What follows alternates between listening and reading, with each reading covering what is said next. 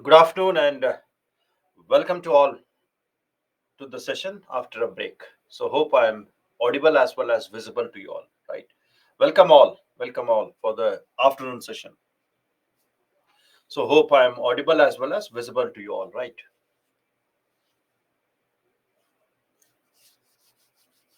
Done.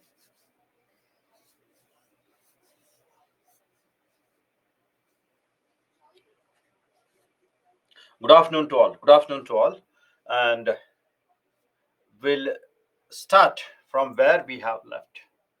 So we discussed something called as IPCC's assessment reports, six assessment reports, and their small feedbacks on that. That is, what are their suggested measures and what are their contributions. And the sixth IPCC report, assessment report, has highlighted that the present NDCs are not feasible to reach the Paris Agreement objectives. And it also highlighted that the emission of the greenhouse gases is increasing compared to the last time what we calculated. It has increased to more than 12%. And by that, there is no possibility that we can reach to that Paris Agreement part. Right. So in spite of all those, it is very difficult for us to reach there. Now, when you take up all the aspect of climate change, the first strategy which was taken was Kyoto Protocol. And in the Kyoto Protocol, the strategy was to give the binding of emission of greenhouse gas to only few countries, that is 38 countries.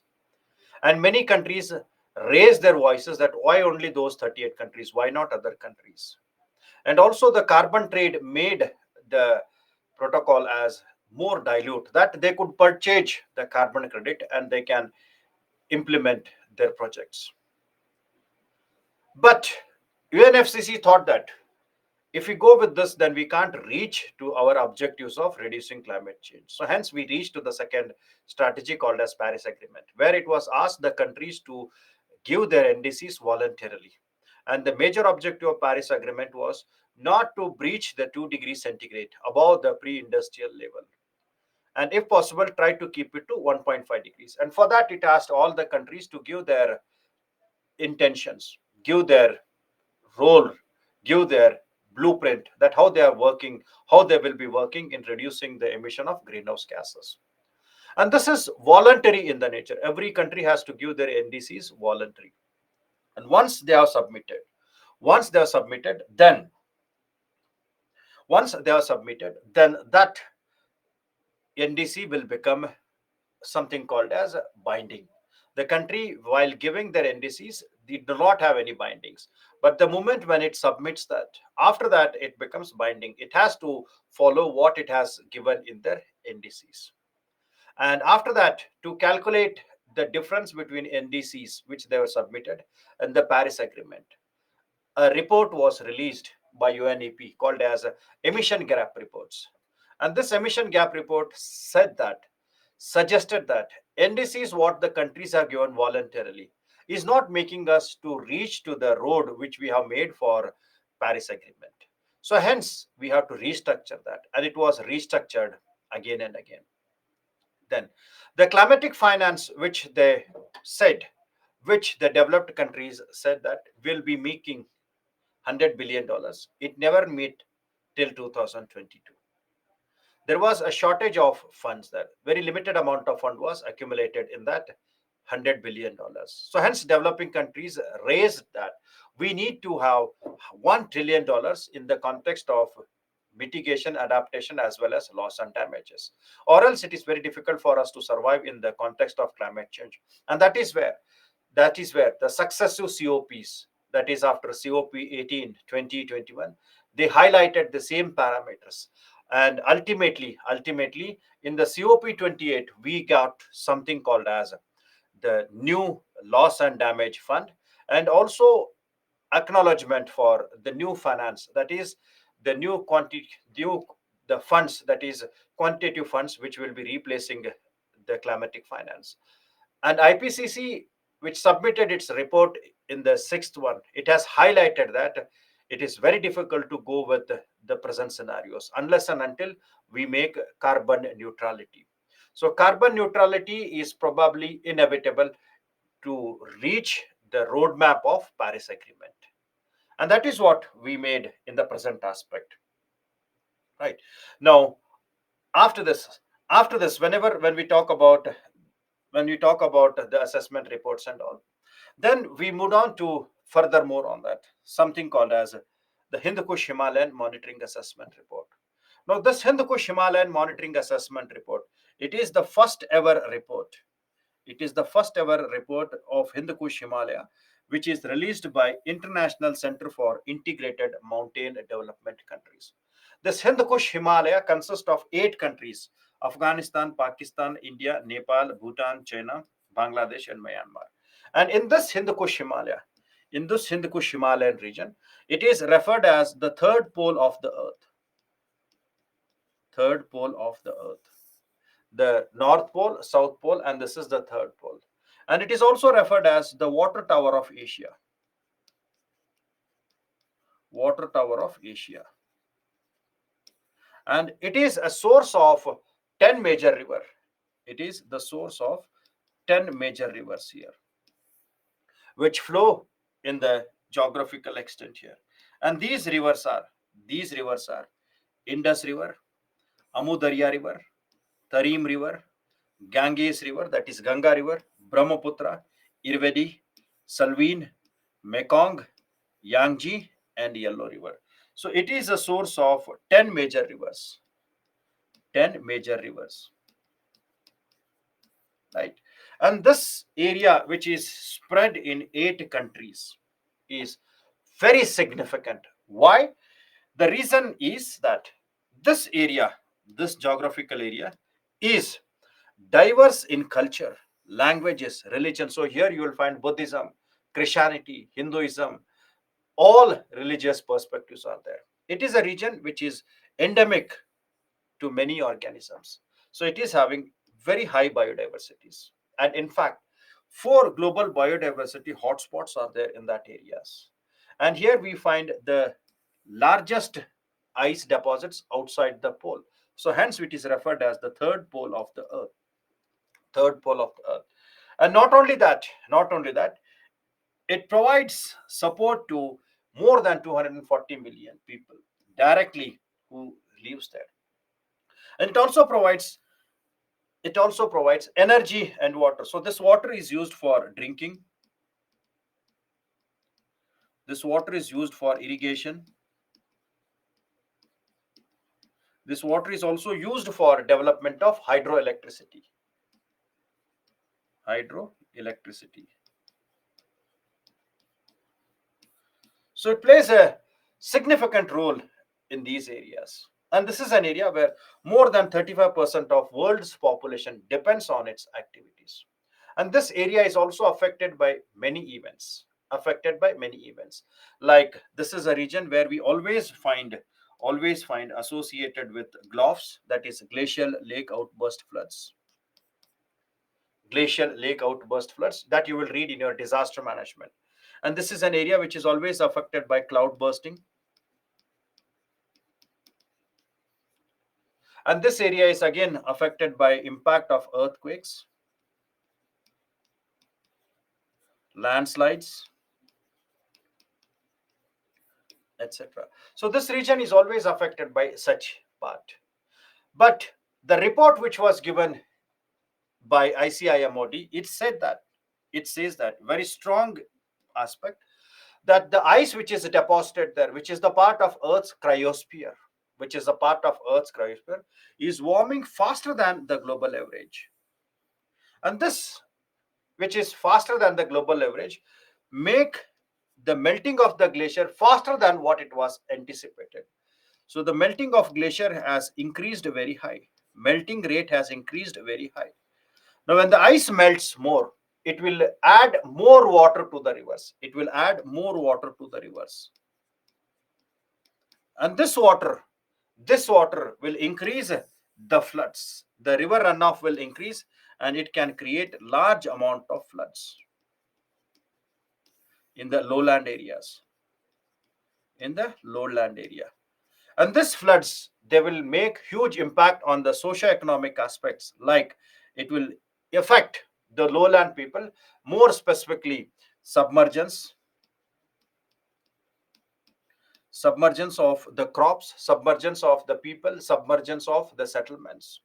And it's very difficult to make displacement. It is very difficult to make displacement and rehabilitation. Rehabilitation. Right. And it also says that more than 35% of the glaciers in the region would retreat. It means they will melt by 2100, even if we reach the Paris Agreement of 1.5. So it has said that in spite of reaching to the Paris Agreement objectives, 35% of the glaciers in Hindu Kush Himalaya will retreat. Retreat means melt. Melt by 2100. Is that clear? So please remember this Hindu Kush Himalayan report. The third pole of Earth and water tower of Asia. Now, climate change and its impact on India. Now, when we talk about the climate change and its impact on India, understand this. This is linked with certain parameters. IPCC, Intergovernmental Panel on Climate Change, in its fourth assessment report, which it gave in the year 2007, it highlighted that the tropical countries, the tropical countries are the one which will be most affected by the impact of the global warming and climate change. Tropical countries will be facing extreme weather conditions, extreme weather based disasters,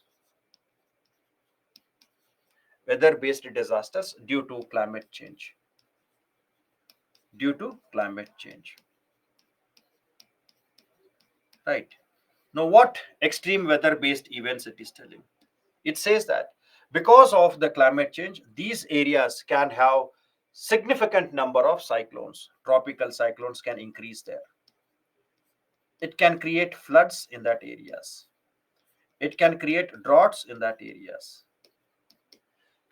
That can create large amount of landslides in the areas. Cloud bursting,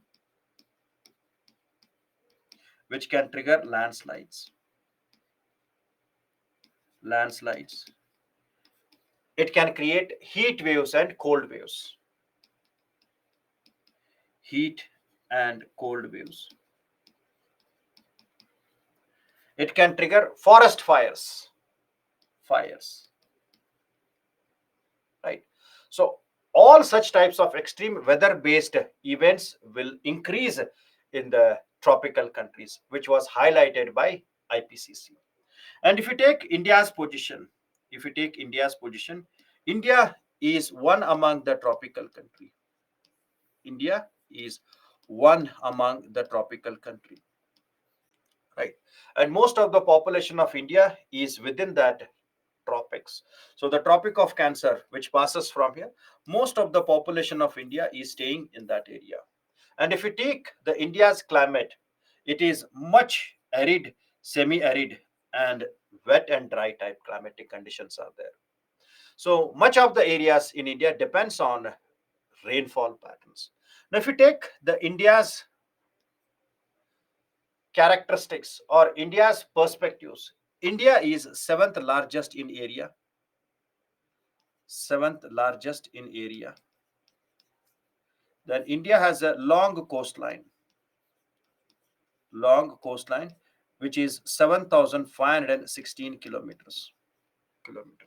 And population of India is also very high, high population. And next, more than 50% of the people depend on agriculture. More than 50% of the people depend on agriculture. Agriculture. And in India, we have large amount of economic disparities are there. Economic disparities.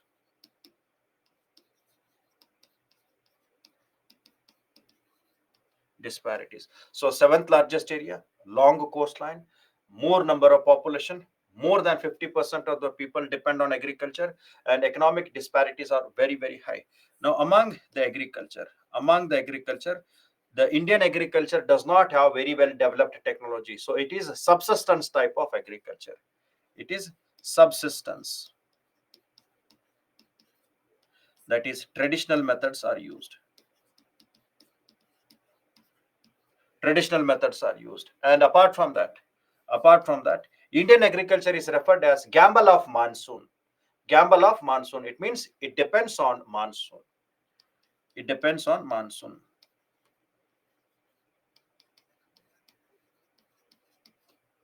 Right. And coastal areas are rich with deltas. Coastal areas are rich with deltas, ports, etc. So this is India's condition. And because of all these conditions, because of all these characteristics, India is the country which is most affected by the climate change. India is the country which is referred as one of the most affected countries by impact of climate change. One of the most affected country due to the climate change. Due to climate change.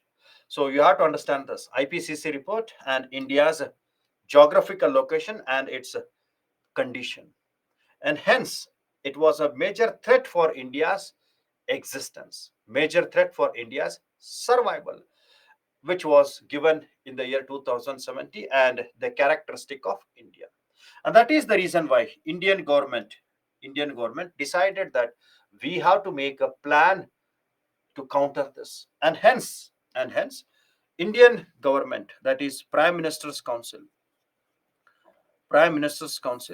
they met after the assessment report. They met after the assessment report and they created an action plan.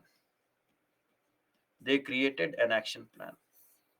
And this action plan is to obtain sustainable lifestyle, climate friendly growth, climate change adaptation, and providing financial facilities and all. So this action plan which they created is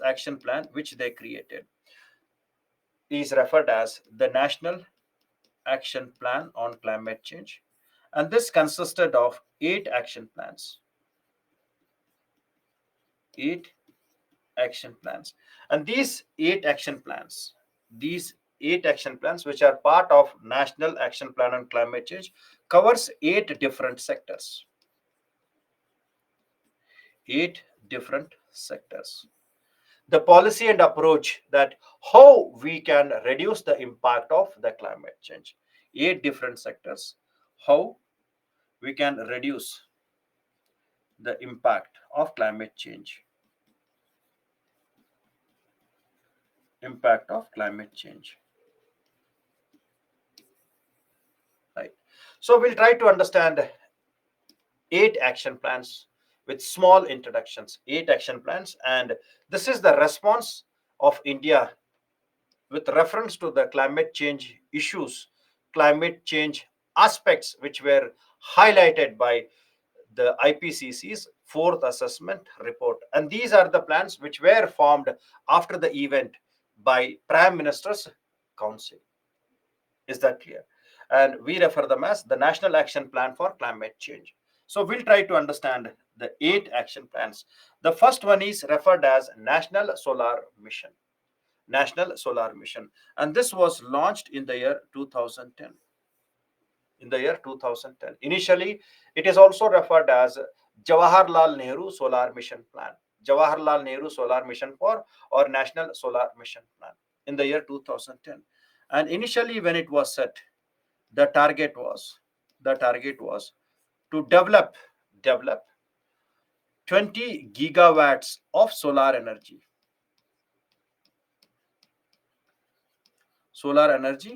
by 2020.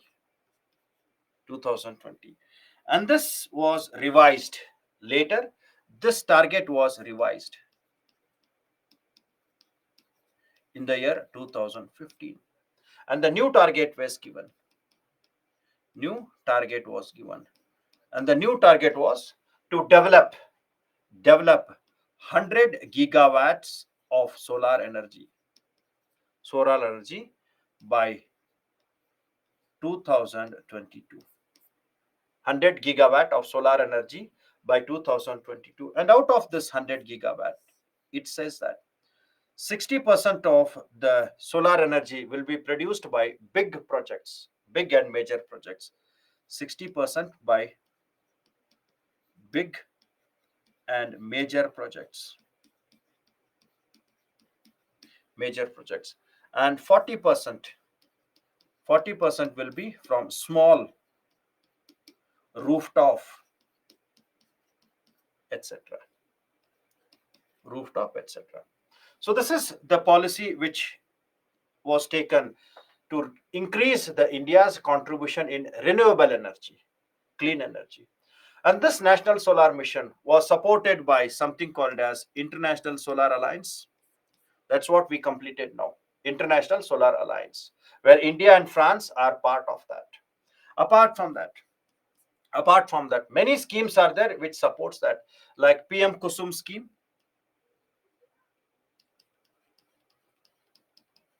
where the farmers or the people can produce solar energy and government will purchase from that in their pump sets and agriculture field. They can produce the solar energy, they can use them, and extra solar energy government will purchase from that. We refer that as PM Kusum. And in the year 2024, recently, the government has announced a new scheme called as the Surya Ghar scheme.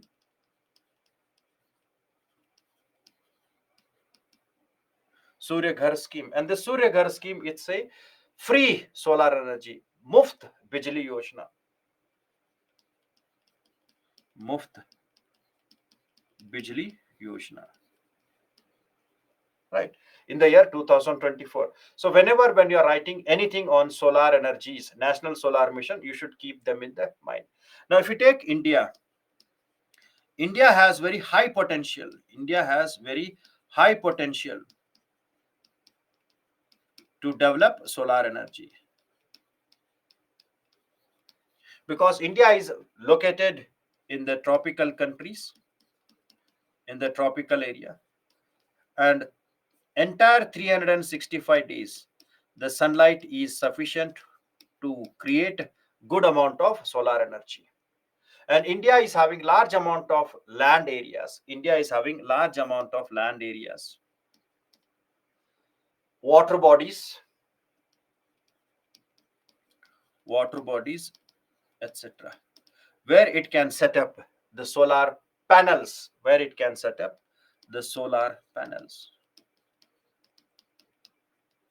And India is also providing subsidies to set up the solar energies.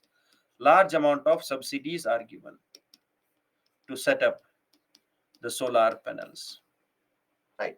So this is where India's perspectives are important.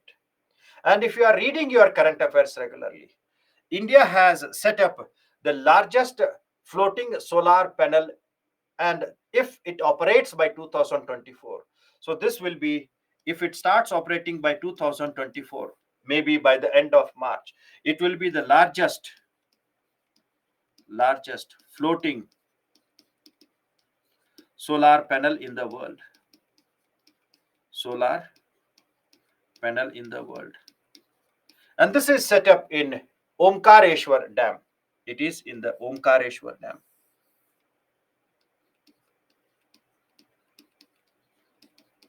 Omkareshwar Dam.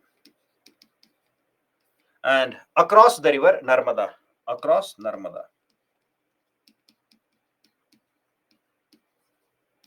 Across Narmada.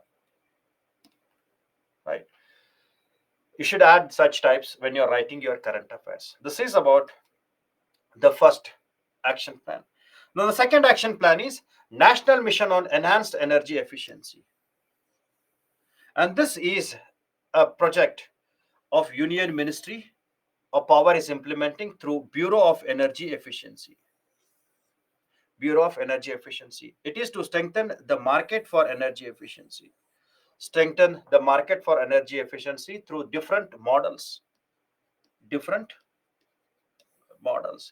And these four models you have already done in your economy. That is perform, achieve, and trade, energy efficiency financing platform, market transform of energy efficiency, framework for energy efficient economic development. So just remember the names and you can put them, that is sufficient. You don't have to explain that in your ecology and environment. In economy, if they ask, you have to explain. But in this ecology and environment, don't explain them, just write the name, that is more than sufficient. Don't explain them. If you explain also, they will not give any marks on this. So it is the national mission for enhanced energy efficiency, enhance energy efficiency, so that a successful business model can be created. Then third one is national mission on sustainable habitat. Now here you should understand that if you take habitation India's habitation, the present scenario, we find around 30% of the population in India is staying in the urban area, is staying in the urban areas. And there is more possibility that by 2050, 50% of the population of India will be urban, will be urban. Now, if you see the urban population has their own issues. Now, in the context of India, the nature of urbanization, in the context of India, if you define the nature of urbanization in India, it is referred as over urbanization. It is referred as over urbanization, urbanization. Second one is it is false urbanization, false pseudo urbanization. It is pseudo urbanization. And third one is it is unplanned. It is unplanned urbanization. And that is where we say that most of the India's urbanization is because of the strong push factor rather than pull factor. So it is because of strong push factor. Push factor. It means there are many problems in the rural areas. There are many problems in the smaller cities to achieve their objectives, to get more education, to achieve more medical facilities, to achieve more knowledge. We are moving forcibly from rural area to urban areas, smaller cities to urban areas. We refer that as strong push factor. And this strong push factor is responsible for collapsing the urban infrastructure. It is collapsing. It is collapsing the urban infrastructure. And this collapsing of urban infrastructure is creating a shortage of water, shortage of electricity, shortage of food, shortage of availability in the urban areas. So generally we refer them as it is creating slum-like condition. It is creating slum-like condition and scarcity of resources, scarcity of resources. So in this regard, if we don't prepare the urban areas, then how you will accommodate the 30 to 50%? So in this regard, if we don't prepare the urban areas, if we don't prepare the urban areas, then how we will accommodate when the 50% of the Indian population will become urban? And that's why we have to make necessity arrangement. That's why we have to make some necessity arrangement, so that we can accommodate the people in the context of urban or urbanization in India. And hence the national mission on sustainable habitat was initiated. It is implemented by the Ministry of the Housing and Urban Affairs. Objective is to make the cities more energy efficient, well planned solid waste management, and greater shift to public transports, so that it will settle many such issues there. And that is where we implemented four major flagship programs, that is Amrit, Atal Mission on Rejuvenation and Urban Transport, Swachh Bharat Mission, Smart City Mission, and Urban Transport Program like Mass Rapid Transit System. Example, metro. We refer that as Mass Rapid Transit System. Mass Rapid Transit System. So by that we can reduce the impact of the degraded urban ecosystem to the people who will be accommodating by 2050. So whenever you are making notes, you please make notes on Amrit, Swachh Bharat Mission, Smart City Mission. So there may be a separate question on Smart City Mission. There may be a separate question on the National Mission on Sustainable Habitat. So it is to make the urban areas ready to accommodate the people, to make the urban area, ready to accommodate the people in the later stages, so that they can have all the basic infrastructures like electricity, clean energy, solid waste management, which will not have much impact on the urban area. So this is called as the National Mission on Sustainable Habitat. Right. Next is National Water Mission. So as the population is increasing, there will always a shortage of water. With increasing population, there will always be shortage of water. And this water shortage will be for both the section, for drinking, for irrigation, and also we can say that the shortage will be for industrial usage. So with increasing population,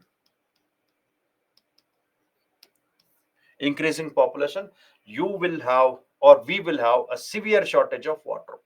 And to settle that, to make sure that the proper amount of water is available, the policies have been made to make cess, tax the water, so that misuse is stopped. Idea is tax the water, impose cess, so that misuse is reduced. Misusing of water is reduced.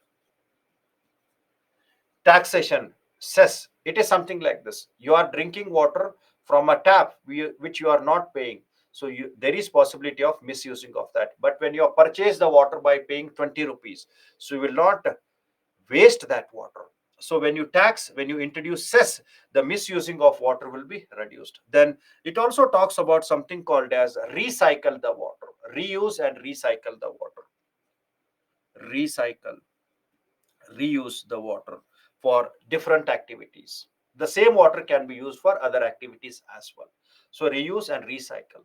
Then it also says that why don't we make a watershed management, storing the water, watershed management. Watershed means accumulation of water, storing of the water, watershed management, and the wise use of water. If we do all these, then only we can reduce the scarcity of water, shortage of water over a period of a time. And that is where the National Water Mission was introduced, and this is implemented by Ministry of Jal Shakti. And this Ministry of Jal Shakti was created in the year 2019. The aim is to conservation of the water, minimization of water wastage, and to ensure more equitable distribution of water. And here the five goals are: you should make the data in public, assessment in the public, so that large amount of the misuse is reduced.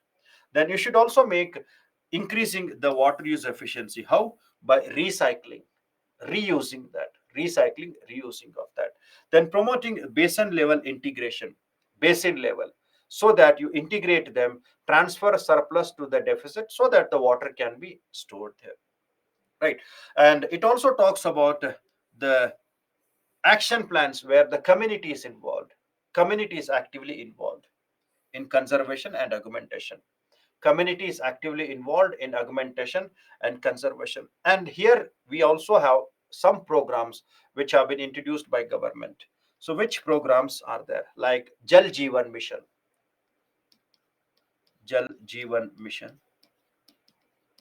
So when you are writing, you have to write certain programs. Jal Jeevan Mission, Atal Bhujal Yojana, Atal Bhujal Yojana, which talks about storing the large or watershed management, right? So Atal Bhujal Yojana, Jal Jeevan Mission. Then also we are having something called as uh, catch the water where it falls, when it falls. Catch the water where it falls, when it falls. That is called as Jal Shakti Abhiyan. Jal Shakti Abhiyan. Abhiyan.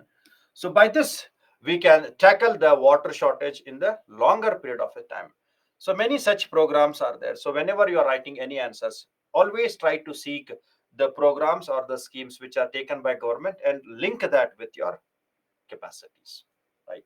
Then the next program is referred as National Mission on Green Energy.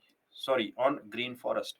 It is also referred as Green India Mission. It is also referred as Green India Mission.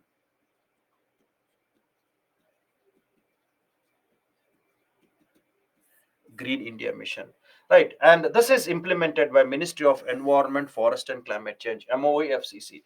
And the major idea of this is to protect, restore and enhance forest cover. I'm using the term protect,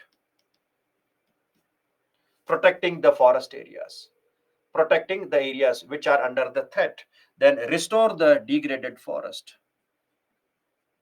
restore the degraded forest, and enhance the forest cover, enhance the forest cover, increase the forest cover, enhance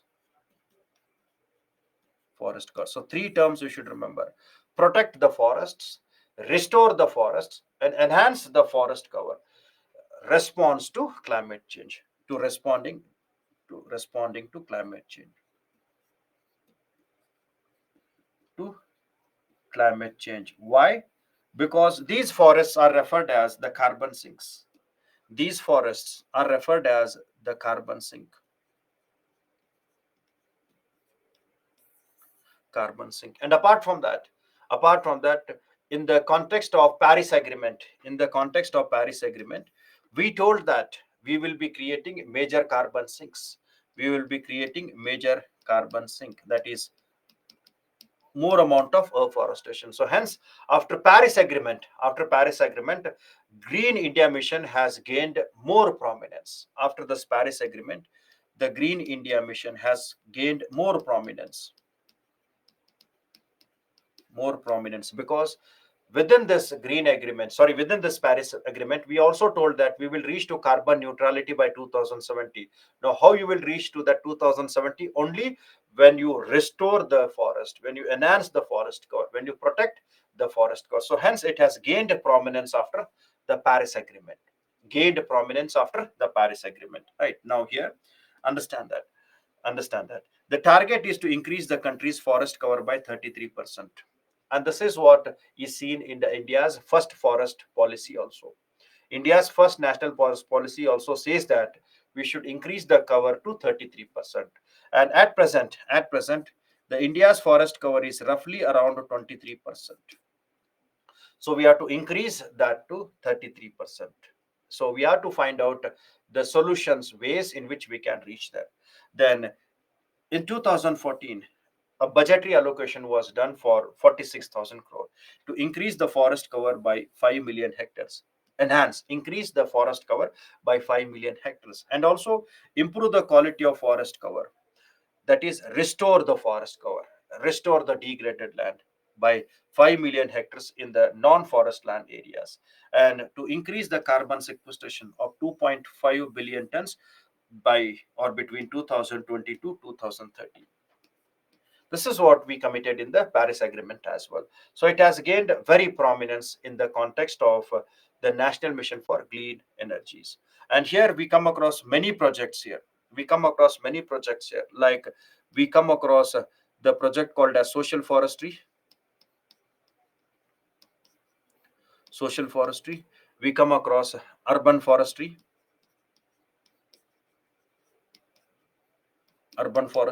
and we also have many such schemes like one Yoshna,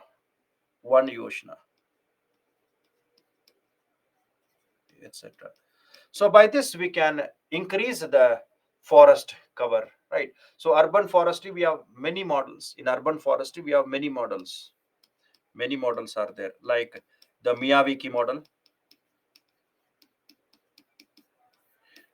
model, which talks about in the small areas how high density of the trees can be grown here.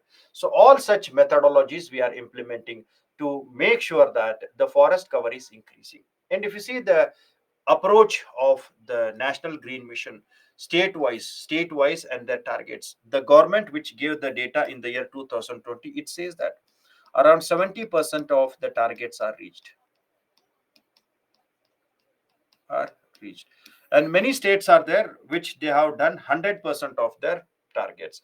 Take an example of the states called as uh, Karnataka, it has reached its target. If you take Punjab, it has reached its target. And there are many states which have completed 80%, 90%, like Madhya Pradesh, it has 80%. Then there are some states which are not yet started, like West Bengal, Jammu and Kashmir, Himachal Pradesh, where they are not yet even started. The targets are as they have been kept. So, right, so this is an achievement. This is an achievement which is run by the National Green Mission or Green India Mission. So whenever when you're attempting the questions, remember that you don't have to buy out all these datas. Only thing is you have to remember these perspectives.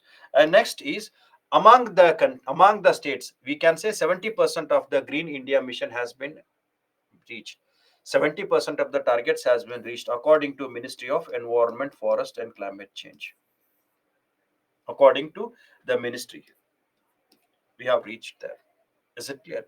And then we are working on other schemes like social forestry, urban forestry, One Yojana, so that the green cover increases in the context of India to mitigate the impact of climate change, so that it can increase the enhanced carbon sink. Then National Mission on Sustainable Agriculture. Sustainable agriculture. I told what is sustainable agriculture. You should also reap the benefit, and the next generation should also reap the benefit of that. And this National Mission on Sustainable Agriculture has three components. The first one is rain-fed area development. It is also referred as it is also referred as the dry land farming. It is also referred as dry land farming.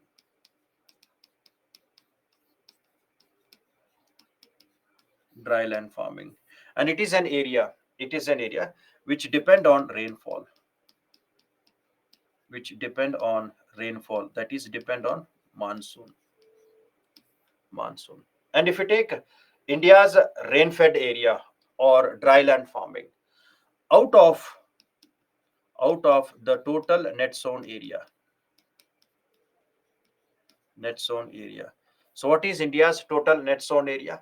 It is 140 million hectares. 140 million hectares. Out of this 140 million hectares, 50% or 70 million hectares is rain fed. 70 million hectares is rain fed. That is, which depends on the monsoon. And this rain fed areas has many issues. It has many issues. Issues like it is always affected by drought. It is always affected by floods in the rainy season. It is affected by soil erosion when high velocity winds are there. Affected by soil erosion. It is affected by heat waves and cold waves. Heat and cold waves. And this area is affected by less productivity, low productivity.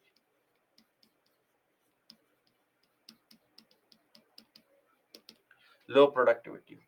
And this is an area where we always find health issues are there. Health issues are there.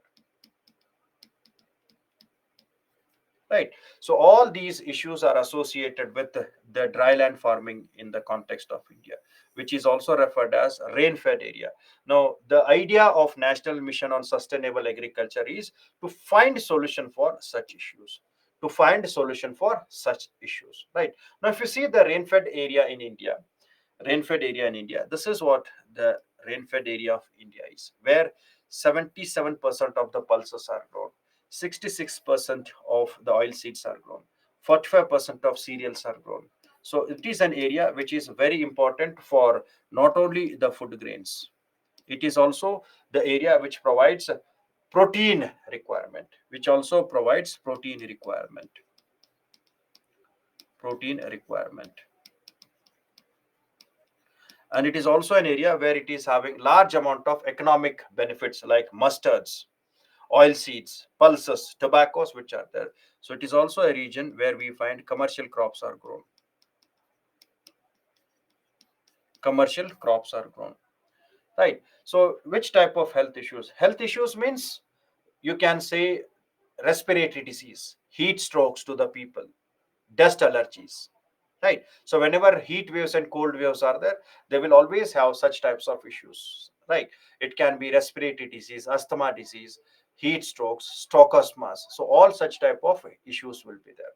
And these are the areas where we use always pesticides and all. So they will also have an impact of that. The dust which is carried away by the winds. So such types of issues will be there. Right. So this is where you have to understand that these areas, the dryland area, should be done in betterment way. So hence we have to make sure that these dryland areas or rain-fed areas should be having their own type of strategies. They should have their own type of strategies, and that strategies will make them to reduce their issues. Reduce their issues. Now, what type of strategies they are talking about? Strategies like providing irrigation benefits.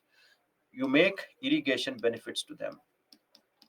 Provide irrigation, because when there is no rainfall, when there is no proper rainfall, you have to provide irrigation. That is providing the water through artificial means. We refer that as irrigation. The natural way is rainfall. Supplying the water through artificial means, we refer that as irrigation. So provide irrigation facilities there. Irrigation facilities like watershed management. Watershed management. And you also provide them the methods like drip irrigation, sprinklers, etc. Then schemes like Pradhan Mantri Krishi Sinchai Yojana, PMKSY, Pradhan Mantri Krishi Sinchai Yojana, which can provide the water accessibility, irrigation. Then second one is control soil erosion. Control soil erosion. Right. And for that you should always make sure that you should assessing the soil nutrients. You should always assess the soil nutrients. Right. So all such methodologies you should take care in the context of the first component called as the dryland farming. Dryland farming, please remember this. Dryland farming. And the second one is on farm water management. On farm water management means reducing the pressure of the water. So rather than having traditional methods of irrigation, you can emphasize on the methods of irrigation like drip irrigation. You should emphasize on sprinklers. Right. So what these methods will do? So they will reduce the wastage of water. So they will reduce the wastage of water, and they will also make sure that the groundwater is not depleting. The groundwater will not deplete. Will not deplete. Why? Because in the traditional methods, more amount of water extraction is there. But when we use the methods like drip irrigation and the sprinklers, less water is used. And that less water means the groundwater depletion reduces or it decreases. Then soil health management. Soil health management, because these are the areas where always the soil erosion is done. Always soil erosion is done. Now you have to maintain the soil health. And for that, we have initiated a program called as Soil Health Card. We have initiated a program called as Soil Health Card. And this Soil Health Card was introduced in the year 2015, which assesses the nutrients in 12 parameters. It checks the soil nutrients into 12 parameters. And it gives a report once in every 2 years. So every 2 years, the assessment is done. Every 2 years, the assessment is done. The idea is that the crop should be grown based on the nutrients which are present in the soil. The idea is growing the crops which are based on nutrient. crops based on nutrient. Now, if you grow the crops which are based on the nutrients, then the yield will be maximum, which will lead to yield. Yield will be maximum. Yield will increase here. So this is called as the soil health management. And we have introduced something called as the organic farming in the place of chemical farming. So you can go for organic farming or natural farming. Organic farming or natural farming. Now, this organic farming and natural farming, which has been introduced, now a unique program is there for that. We refer that as something called as Paramparagat Krishi Vikas Yojana. Paramparagat Krishi Vikas Yojana. So this soil health card management has been updated with a program called as Paramparagat Krishi Vikas Yojana, that is organic farming.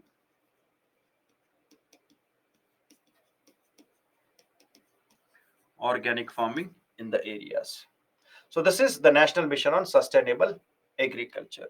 And please remember these points plus these on farm water management. And now it is implemented through the improved Paramparagat Krishi Vikas Yojana.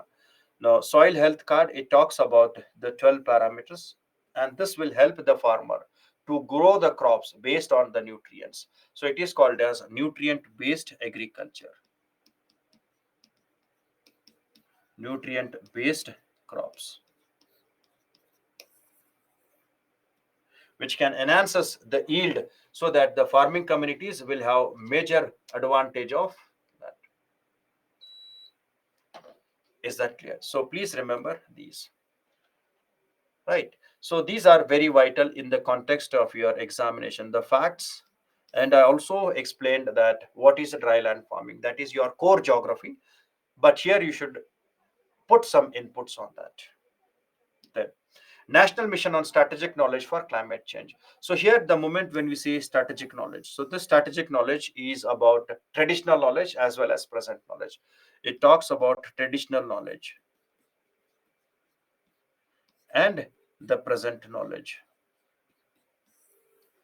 So you should apply both traditional as well as present knowledge, that Ayurveda knowledge or the old knowledge which we have inherited from generation should also be available so that we can protect the climate change. We can reduce the impact of climate change based on these knowledge perspective. And this is your SNT. It is implemented by Department of Science and Technology.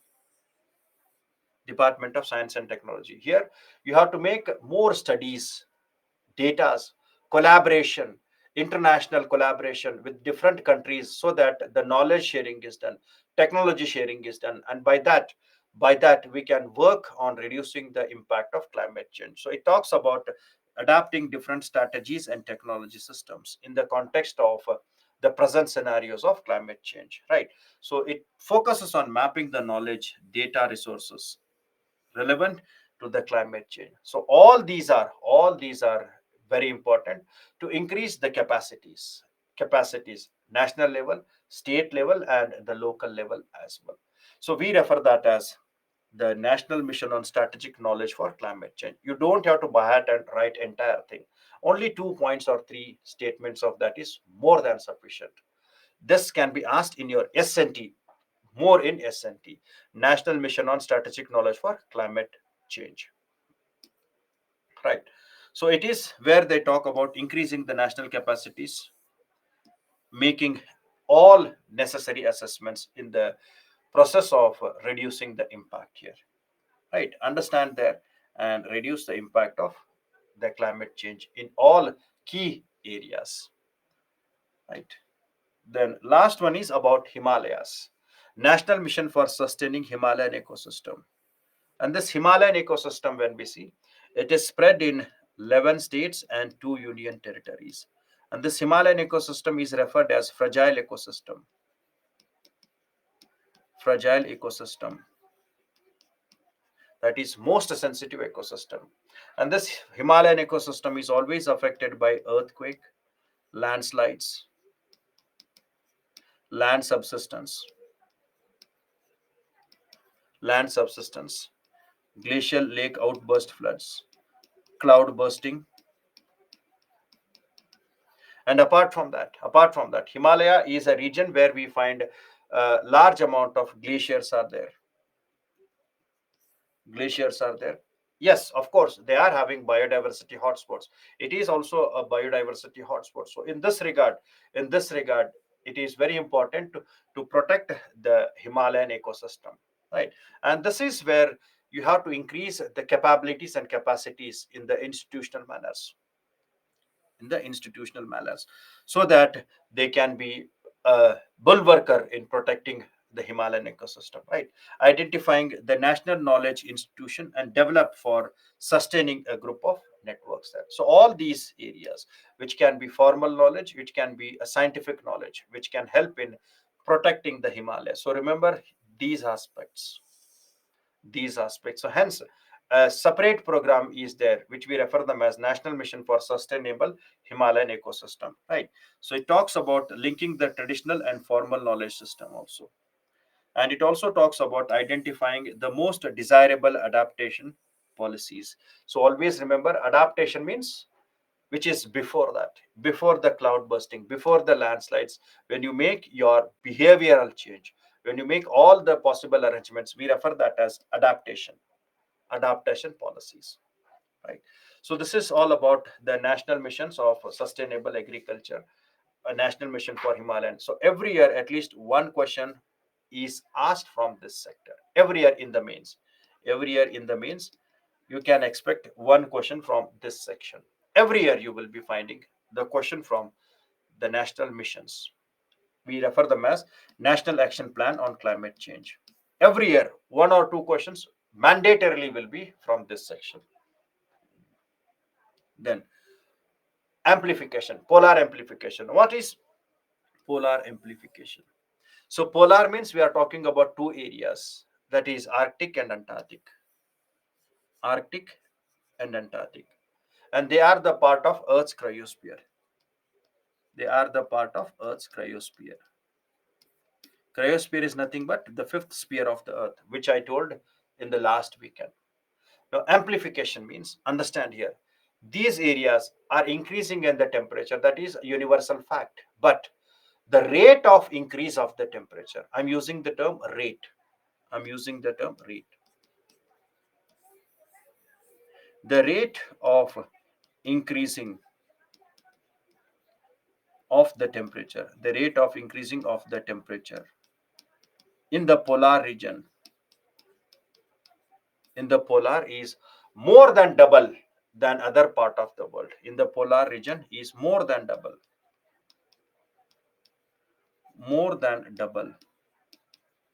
than other part of the world,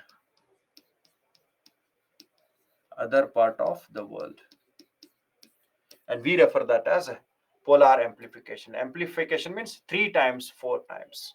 So if you see the datas, the polar areas, more specifically Arctic and Antarctic, the rate of increasing of the temperature is very, very high.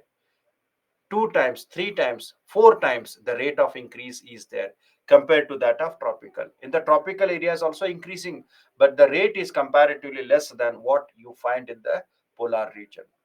The rate is less in the tropical areas, but it is more in polar region. So it is three times, sometimes four times also we find that. So hence we say the rate of increase of the temperature in the polar region, which is more than double than other part of the world, so this is called as the polar amplification. And among the polar regions, Arctic is one which is most affected by that. Among them, Arctic is the one which is most affected that. And we refer that as Arctic amplification.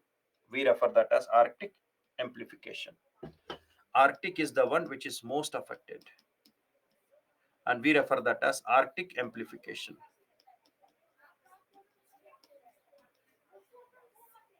Right. So the rate of increasing in the temperature in the Arctic is more than double than the other part of the world, right? Now, when we talk about the amplification, when we talk about the amplification, right? So now we'll discuss what are the reasons for that. First, understand amplification means that the rate of increasing of the temperature, the rate of increasing of the temperature, always the key term here is rate. The key term is rate.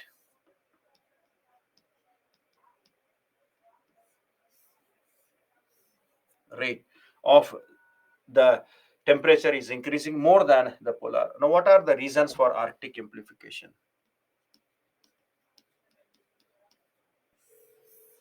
What are the reasons for Arctic amplification? Now, the reasons are what you have done in your, what we refer them as geography aspect, and also in your ecology and environment. The first one is the land and sea contrast. If you take the Arctic, the land and sea contrast is more here. That is the surface topography of this area. So it is water body on that ice deposit surrounded by the land. And because of this land and area contrast, the jet stream, the jet stream in the Arctic region is weak.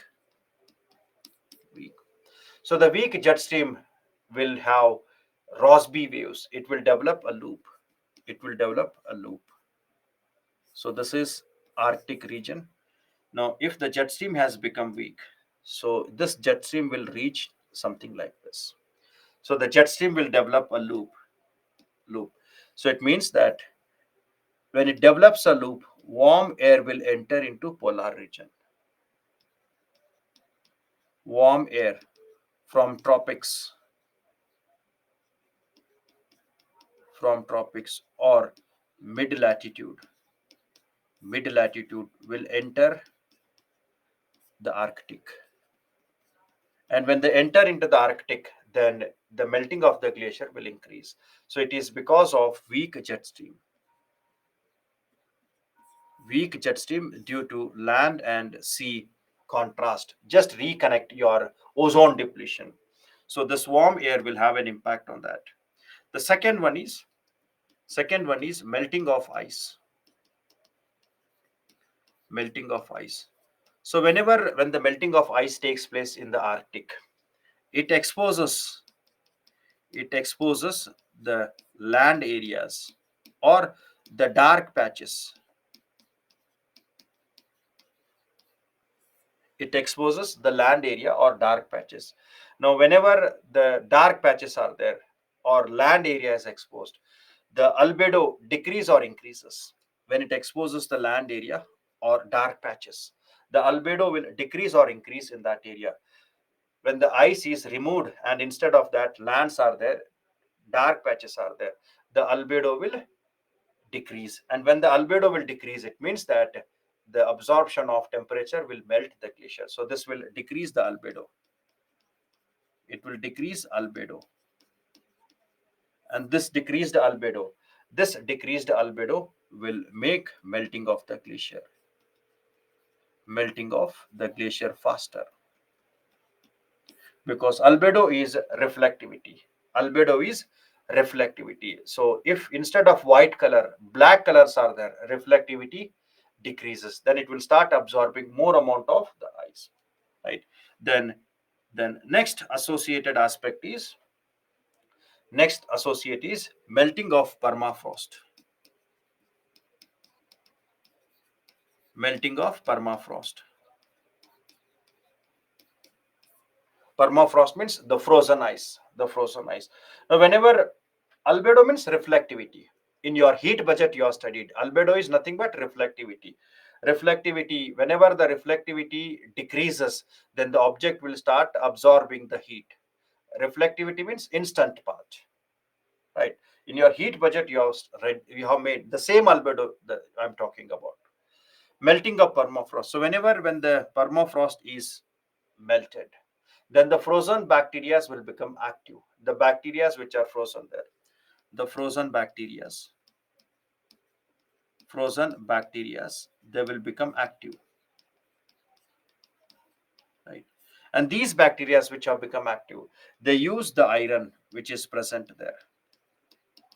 They use the iron which is present there in their food.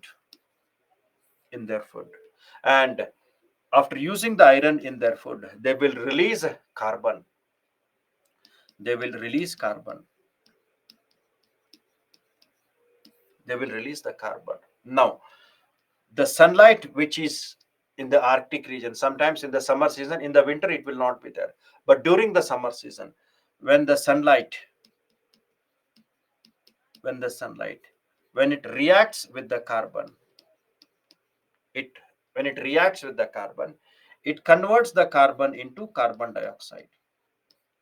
The sunlight reacts with the carbon and convert the carbon into carbon dioxide. And carbon dioxide is a greenhouse gas which can accelerate the melting of the glacier. And this entire process is referred as photomineralization. Photomineralization.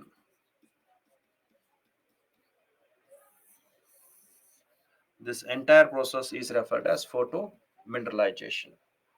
That is, frozen bacteria become active. They will use the iron and convert the iron into carbon. And this carbon, when it comes in contact with the sunlight, or the sunlight reacts with the carbon and convert that carbon into carbon dioxide. And this carbon dioxide is a greenhouse gas. And we refer that as photomineralization. Photomineralization. So that is the third reason. And the fourth reason is when the melting of the glacier is done, so that will emit large amount of methanes which are seen there. So melting of the glacier, which will release large amount of methane, which is stored. So large amount of stored methane will be released in that areas. Now, due to the climate change impact, there are incidences that Arctic regions will have less rainfall, less precipitation, or drought-like conditions, less rainfalls or drought-like conditions. So, which can lead to the large areas where grass is there, large areas where grass are there in the subarctic regions of those areas. So, grasses which are there, and these grasses are the forest areas. So, they can get fires, they can catch fires. We refer that as wildfires. Wildfires because of drought or heavy shortage of the rainfall. And this wildfire again adds the carbon dioxide to the atmosphere, and this will enhance the melting of the glacier.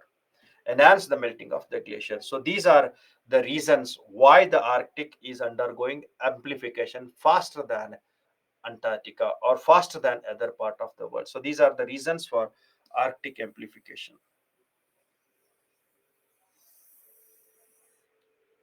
Reasons for Arctic amplification. Why? See, the reason for less rainfall is shifting of the wind patterns. The wind patterns have been shifted, and as the wind patterns are shifted, so rainfall pattern has also shifted. So those areas which were receiving heavy rainfalls, now they are receiving less rainfalls. So it is due to shifting of the wind patterns.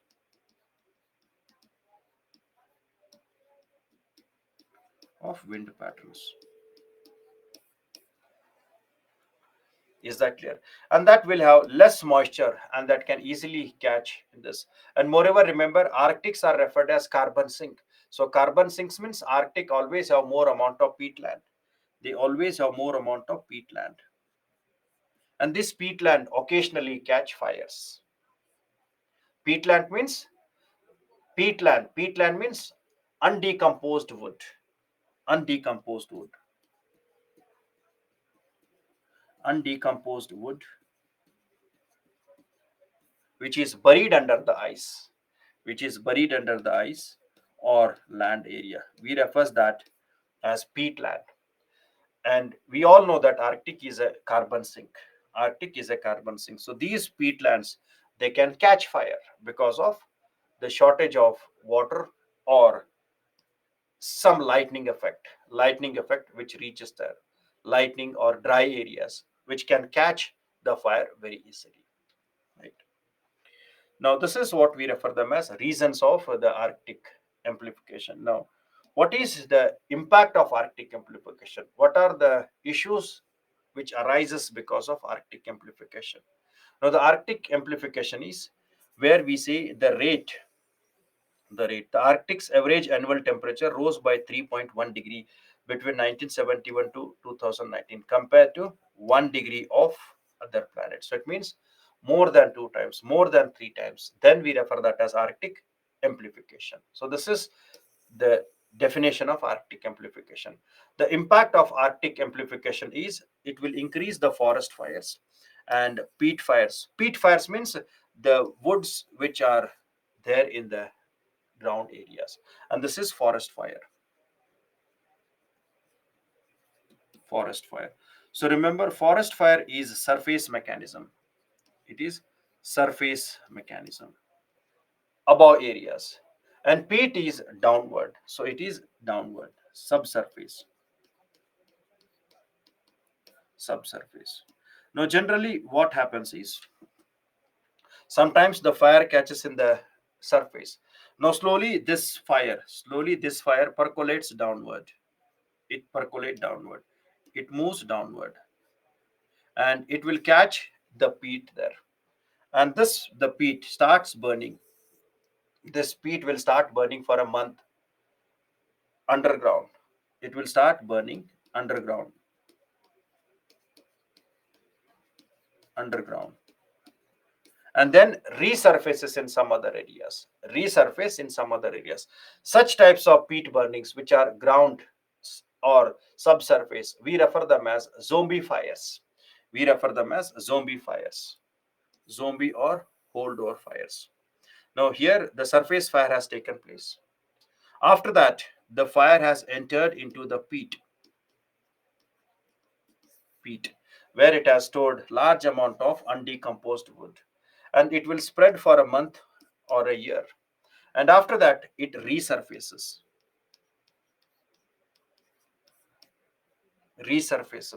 above the ground and catch the fire here. And such types of hidden fires, we refer them as zombie fires or underground fires or hold over fires, which have increased in the Arctic region, which are increased in the Arctic region. Hold over fire or zombie fires. Right. Then, when the polar jet stream becomes weak, the second impact is when the polar jet stream becomes weak. See, this jet stream is moving inside the Arctic and coming outside. So it is taking warm air to the poles and cold airs are moving to the mid latitudes.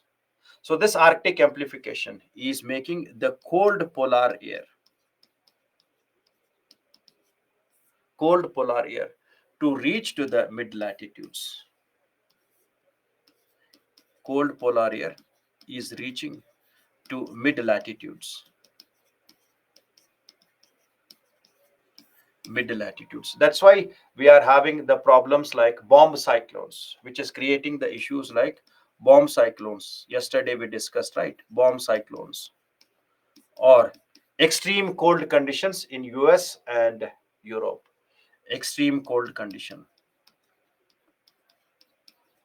in Europe, that is Western Europe and US, more specifically the eastern side. It brings large amount of the cold winds, more specifically the blizzards, to the south, to the south areas. So that region will always have snowfall, high amount of rainfall. So extreme cold conditions will be seen in the context of mid latitude countries, that is Western Europe and the Eastern Asia. So the cold winds will move across here. Right. Now, last topic is that effort to reduce the climate change. How we can reduce the effort or how we can reduce the impact of climate change. Now, it can be done possibly by strict enforcement of laws and regulations. And these laws and regulations, they can be national laws and international ones like forest policies, Wildlife Act of 1972, regulations of international aspect where the forest has to be maintained, where the land degradation has to be restored. sometimes called as land degradation neutrality, carbon neutrality, etc. So maintaining the international laws and regulation by which we can reduce the impact of climate change. Then honoring the convention and protocols. Which conventions and protocols? Like UNFCC, Paris Agreement, UNFCC, Paris Agreement, Montreal Protocol, CMS, sites, etc. So if we honor them, if you make sure that whatever the objectives of conventions and protocols are there, if you are meeting them, then definitely they will have an impact on reducing the climate change. International conventions. So it can be UNFCC, or it can be Montreal Protocol, or within that, like Paris Agreement, right? So all such conventions has to be honored. Then only the reduced impact will be there. Like Kigali Amendment. So when you talk about Kigali Amendment, in the Kigali Amendment, we are talking about phasing down of HFC, and HFC is a potential greenhouse gas. And phasing down of HFC will have an impact on reducing the climate change. So hence, honoring them is a vital aspect in the context of any issues associated with the climate change parameters, right? Then creating awareness. Awareness is to be created among the people,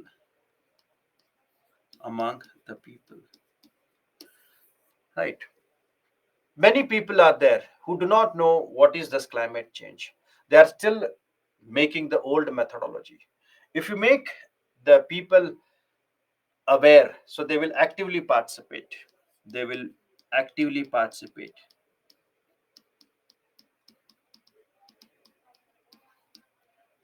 in programs which are taken by themselves, or when we create awareness among the people, they will develop strong adaptability. They will develop strong adaptability.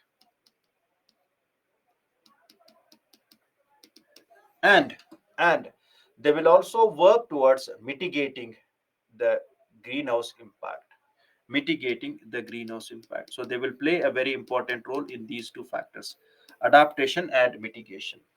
So please remember, when we say adaptation is different, mitigation is different. So adaptability and mitigation can be increased when the people's participation has enhanced, right? Next is geoengineering method or climate engineering method. So it is done by large scale intervention in earth's large scale intervention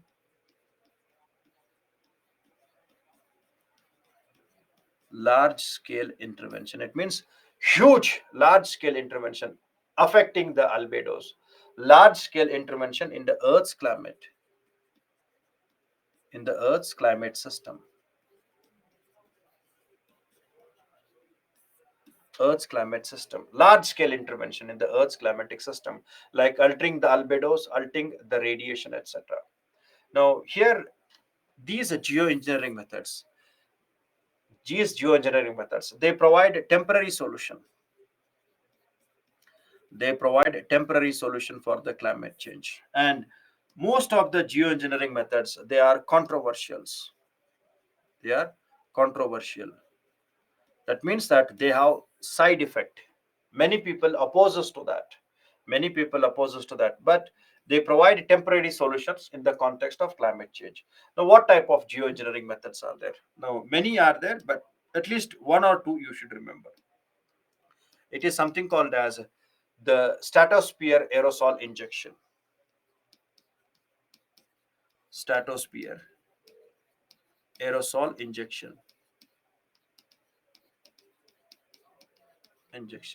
Now, by using the balloons, we reach to the second layer, that is stratosphere, and the aerosols are sprayed here. Aerosols means we are using light aerosols or white aerosols. Example, sulfur dioxide, etc. So when you spray the sulfur dioxide there, then these sulfur dioxide, they are having high albedo, so they will reflect back the sun's radiations. They have high albedo. White aerosols, they have high albedo, and by which they can reflect back the sun's radiation. So this area will have less temperature, high albedo, so they will reflect the insolation, and this area will be having low temperature. This is one aspect, stratosphere aerosol injection. Then the second one, which is very significantly seen, is the thinning of the high altitude clouds. Now, high altitude clouds means cirrus clouds. So whenever when you talk about the earth, remember, if this is the surface, if this is the surface, then in the earth surface we have both type of clouds are there. Low altitude clouds are there, low altitude, and these low altitude clouds we refer them as like stratus cloud, cumulonimbus cloud, cumulonimbus which spreads to great height, stratus cumulonimbus, right, or nimbostratus clouds, nimbostratus clouds. So these low altitude clouds, what they do is they reflect back the radiations, they reflect back the radiation, right, and these clouds they will make cooling effect.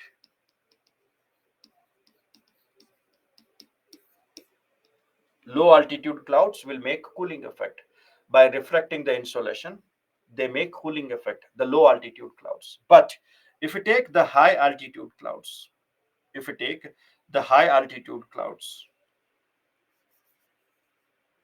high altitude clouds,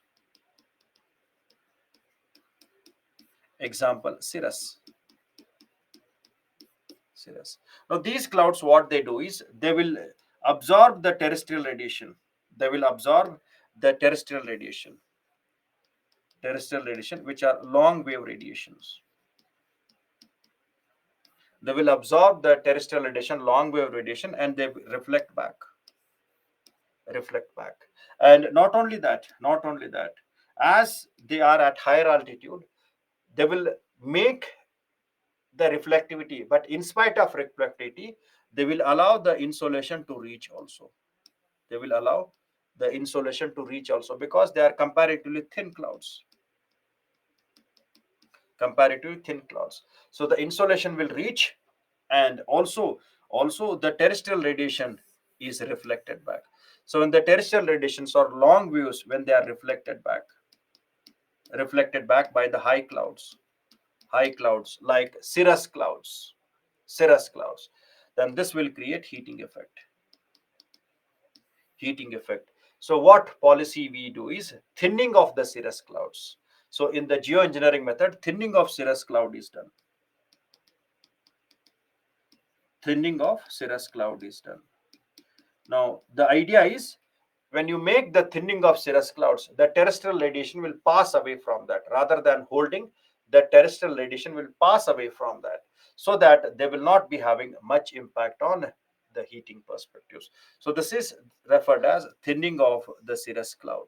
So one is stratosphere aerosol injection, then thinning of the cirrus clouds.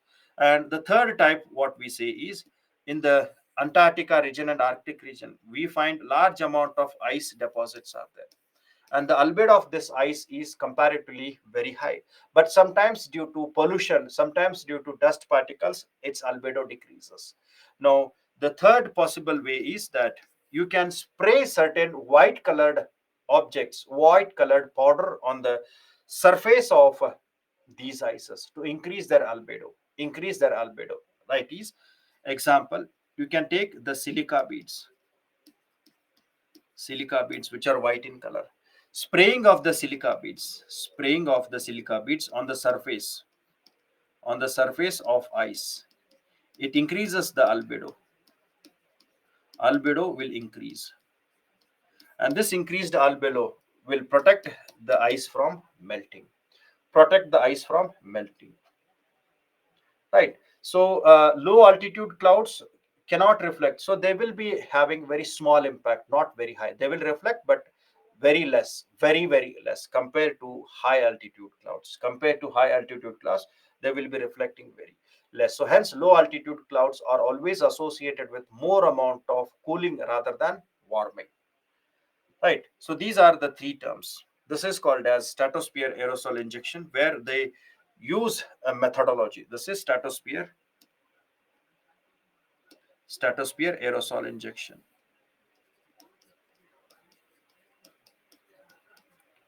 Aerosol injection. And this is called as cirrus cloud thinning. This is called as the cirrus cloud thinning.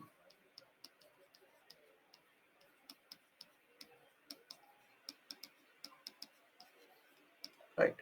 Now, when we talk about the cirrus cloud, so this is where the cirrus clouds are there. By using a method, by using a methodology, you thin that. And when you thin that, more amount of terrestrial radiation which can be trapped by that will leave it. So this red color is terrestrial radiation. So this red color is the terrestrial radiation. They will escape. They will escape, which can have the cooling effect. Which can have the cooling effect. Then this is called as the silica beads. And if you spray the silica beads here, it will increase the albedo. It will increase the albedo. And that albedo has a strong capacity of reducing the impact of the climate change. Right. So this is some types of the geoengineering methodologies which are seen in the context of the climate change. Right. Then net zero emission, which is referred as carbon neutrality. Now remember, it is not the part of Paris Agreement. It was not in the Paris Agreement. It was not in Paris Agreement, and it was added later. It was added later by many reports and IPCC, like United Nations Environment Program reports, emission gap reports, IPCC, or the reports which were released. So it was added in the later stage. What it says that there should be a balance between emission of carbon dioxide and absorbing of that.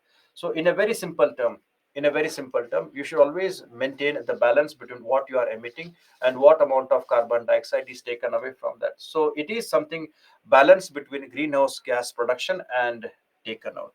Balance between the greenhouse gas production and taken out. Balance between the greenhouse gas production and taken out. Now here, to reach carbon neutrality,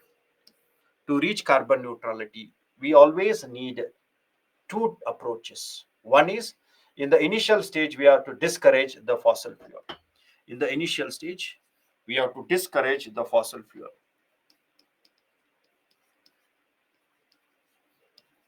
Discourage the fossil fuel.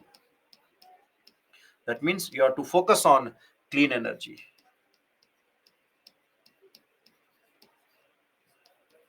So that the amount of greenhouse emission gases can be reduced. Discourage the fossil fuel, enhances the clean energy. So this is one aspect of that.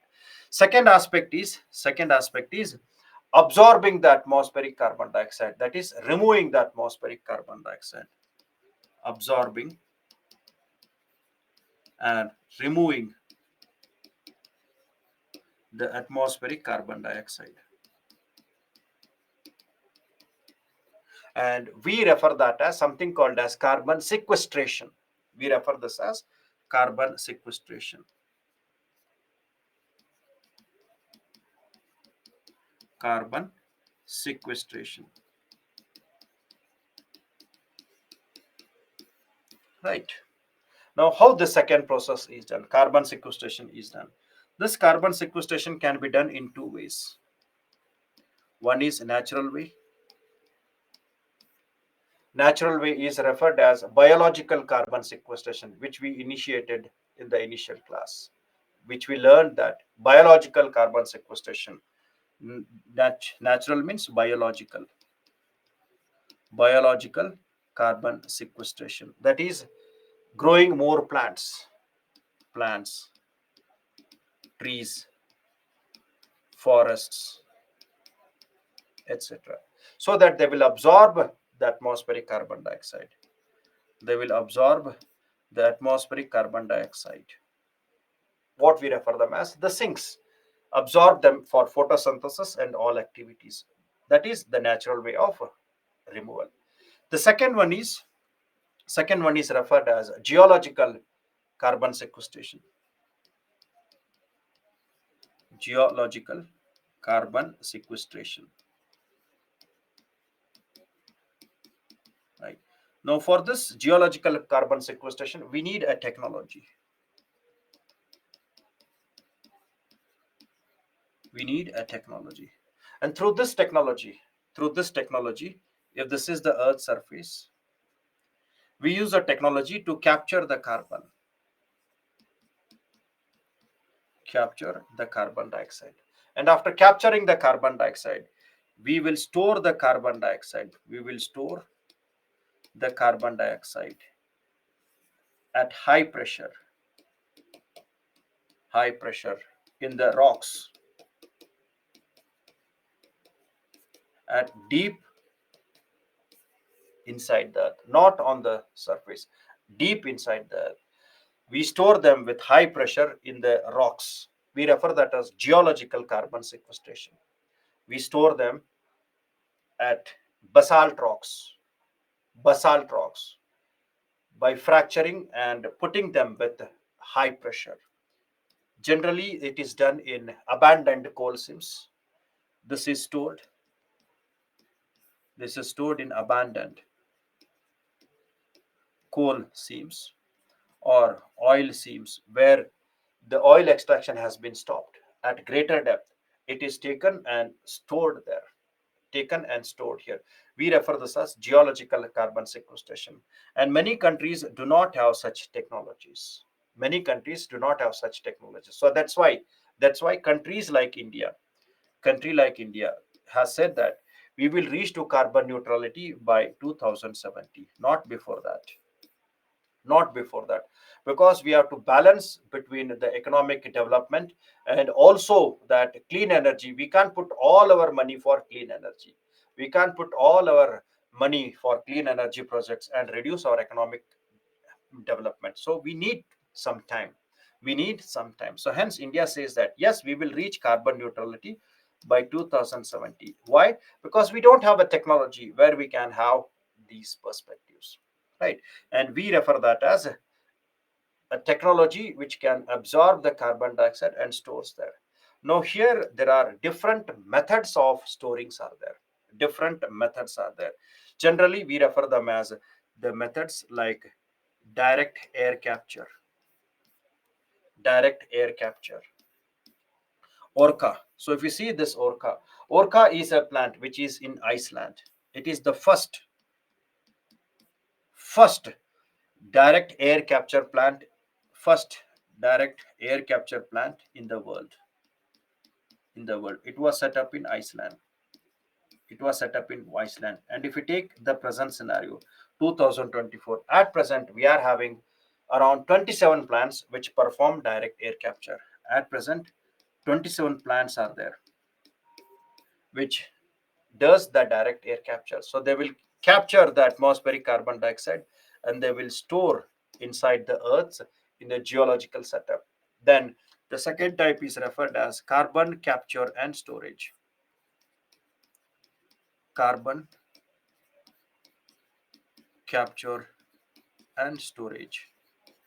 Now, what is difference between these two? Both performs the same, but what is the difference between these two? Carbon capture, storage, and then direct air capture. Now, when we talk about carbon capture and storage, so this plant, or this technique is set up near the areas where the extraction of carbon dioxide is done. So it is carried at point source. It is carried at point source. That means that where steel industries are there, iron industries are there. So in that place only, where iron and steel industries are there, so only in that areas this plant is set up. So it is carried at the point source where the emission is done. Point source where the emission is done. Where the emission is done.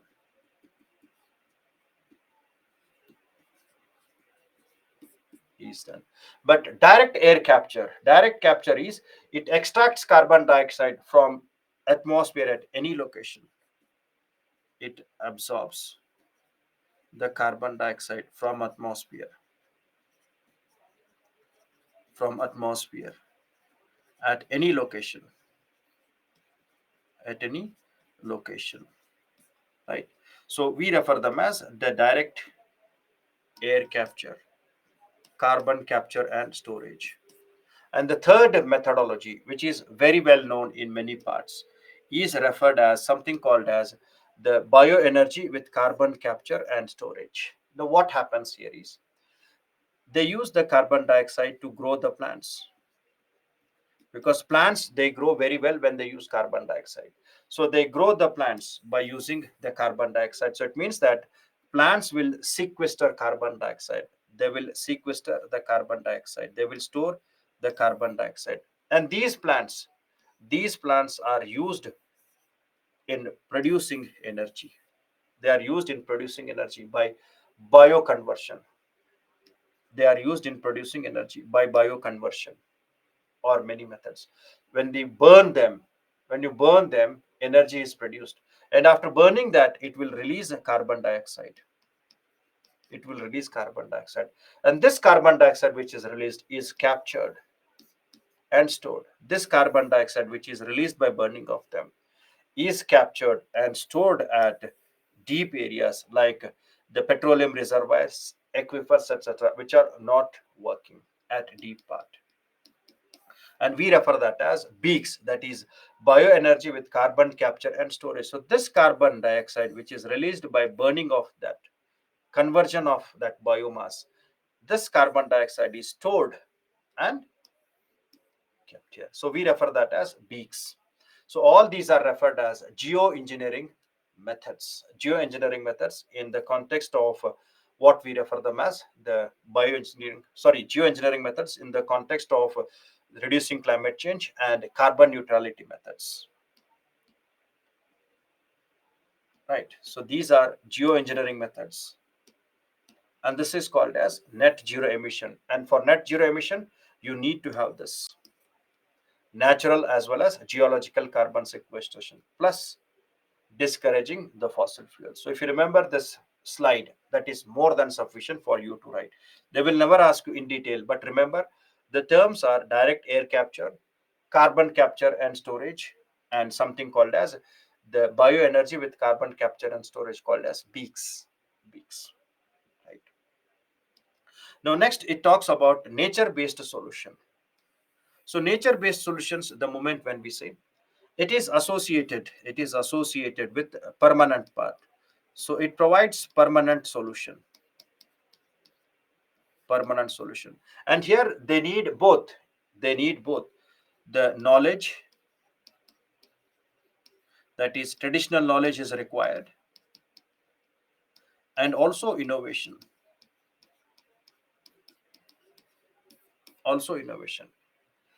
We refer them as nature based solution. Now we have many examples of that example of nature based solution in India. We have already started something called as green india project. Green India project, right? So this Green India project is where we are talking about constructing of a 5 kilometer width tree plantation and 1400 kilometer long. So 1400 kilometer long plantation will be done. Plantation will be done, and we refer that as green belt. Sorry, not Green India, green belt. Green belt. So this 1400 kilometer long belt where we will be planting the trees is a classical example of nature based solution. Now what benefits we get from nature based solution? If any nature based solution is there, it will provide the solution for other issues also. It will provide the solution for other issues also. Example, when we talk about planting the trees. If you plant the trees, it will enhance the forest cover. It means that it will increase carbon sink. Perfect. So it will increase the carbon sink, right? Afforestation. And when you plant the trees, the birds, the animals which are left there, they will come back. So it will increase biodiversity. It will increase biodiversity. Third, when you plant the trees, the soil erosion is reduced. The roots will hold that. Soil erosion is reduced. Erosion is reduced, right? So whenever when you plant the trees, then it will make the water storage, and that water storage will help in water conservation. Water conservation. And this will create employment opportunities to the people who are working in that areas. It will help in creating employment opportunities. And the planting up of trees will provide fodder and food. They will provide food, fodder, etc. So such types of the solutions which are there, such types of pollutions, they prevent many such issues. Like when you plant the trees, it will reduce land degradation. It will reduce land degradation, right? So hence it will settle many problems in the one go. And whenever this nature based solutions are there, they do not emit much carbon. No carbon emission, no carbon footprint. But if we take artificial type of the solutions like construction of artificial embankments, so it will emit large amount of carbon dioxide. So rather than carbon sink, it can become carbon emitter, right? So here we find such mangroves plantation, forest plantation, then restoring of the wetland. They all are nature based solution. They all are nature based solution, like watershed management, mangroves restoration, forest trees. All these are referred as, all they are very, yes, they will help in NDCs. Perfect, perfect. Gia, they will help in, because carbon sink means they talk about the India's NDC. So it will help in India's policy factors also. This is how we have to remember. But the major problem is in the nature-based solution, very small amount of private fund is there. So majority of the nature-based solutions, we find only 14% of the fund is from private. So very low amount of private fund is there.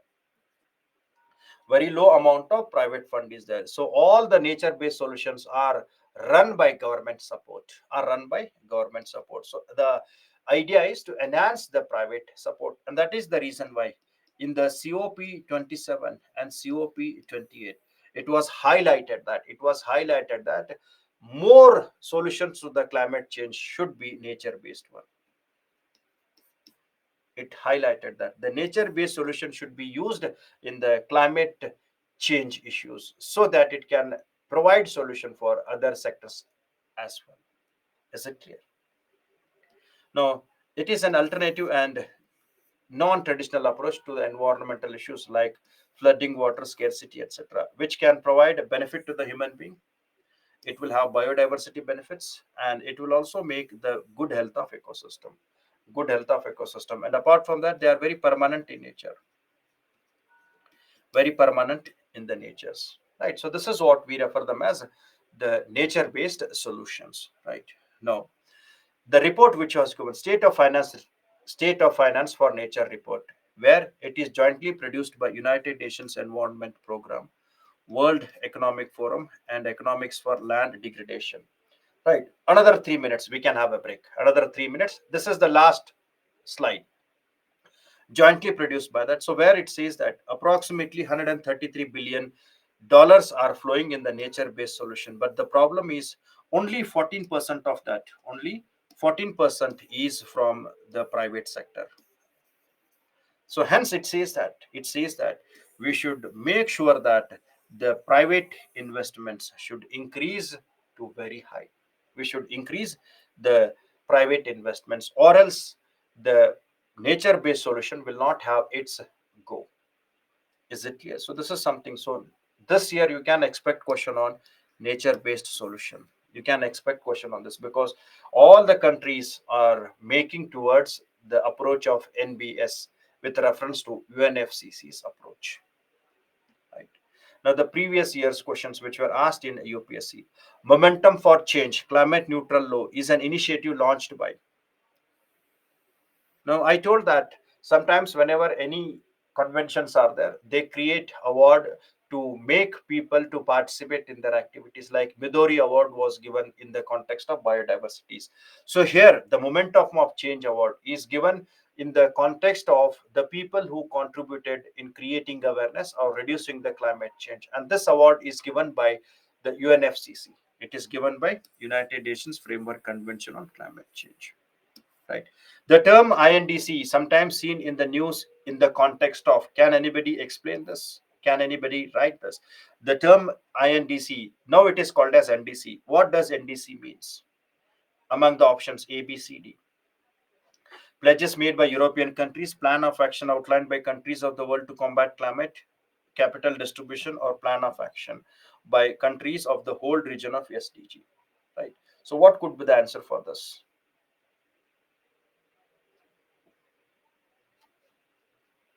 Yes. So it is B, plan of action outlined by the countries to combat the climate change. So intended nationally determined contribution, they were before 2018. After 2018, we refer them as NDC. After 2018, these INDC, intended national determined contributions, now they are referred as NDCs. Right then, with reference to agreement on United Nations Framework Convention on Climate Change, meeting Paris Agreement, which of the following statements are correct? Which of the statements are correct? The agreement was signed by all the members of countries of United Nations and it will go into effect in 2017. The agreement aims to limit the greenhouse gas emissions so that the rise in the average global temperature by the end of century. Developed countries knowledge their historical path. So which could be the correct answer for this? So here also you have to remember the play of words are dominant. Play of words are dominant because when we say the agreement was signed by all the countries, United Nations, even though if they are signed also, it will go into effect from which year? It will go into effect from which year? Is it 2017 or after 2020? Right. So after it entered into force in 2016, but when it will when it will go into effect, it means that when it will start implementing, right? So here that's where 2020. So this is a wrong statement. This will a wrong statement. Enforcement is different, then putting them into line is different, right? Then the agreement aims to limit the carbon. This is correct. Then the developed countries acknowledge their historical responsibility and committed to donate how much of money? Is it $1,000 billion? Is it $1,000 billion? It is $100 billion. So this is wrong. So only C, B, only B. Right. Then what is the importance of UNCCD, United Nations Convention for Combating Desertification?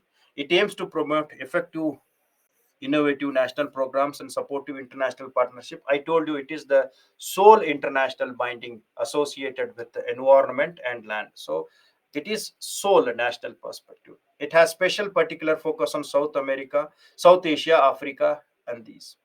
It is committed to bottom-up approach, encouraging the participation of local people.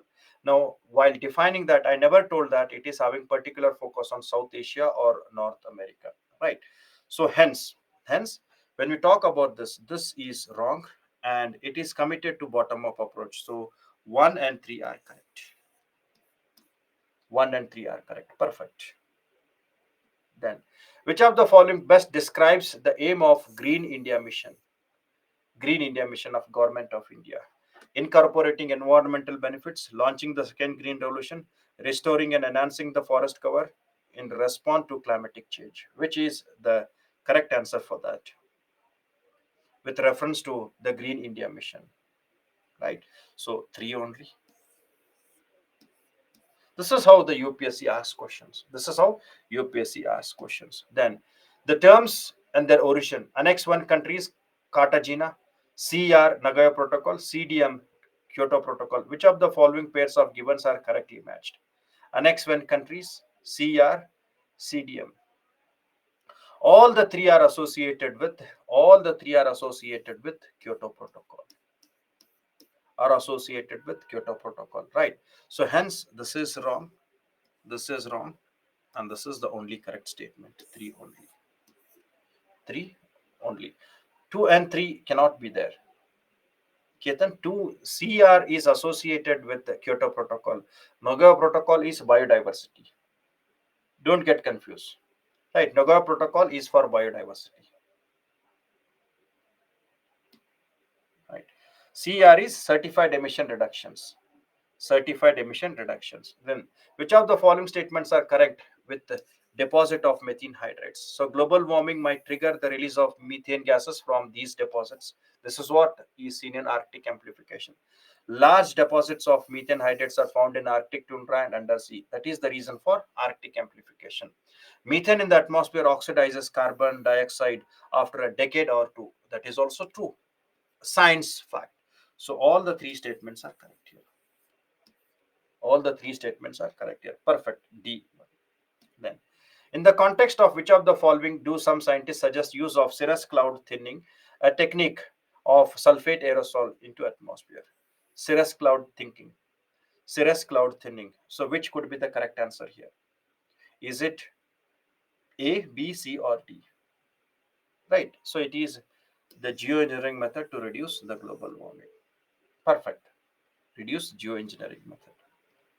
Then, in the context of mitigating the impending global warming due to anthropogenic emission, which of the following are the potential areas for carbon sequestration? Carbon sequestration. So, abandoned coal seams, reserve, subterranean, deep saline formation. So, at the deep oceans also. So, we find them in all the three. All the three you can find. All the three you can find. Then, consider the following. The International Solar Alliance was launched at the United Nations climate change in 2015.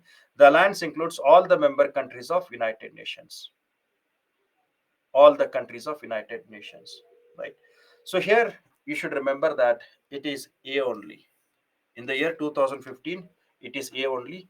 But after 2020, all the countries are eligible.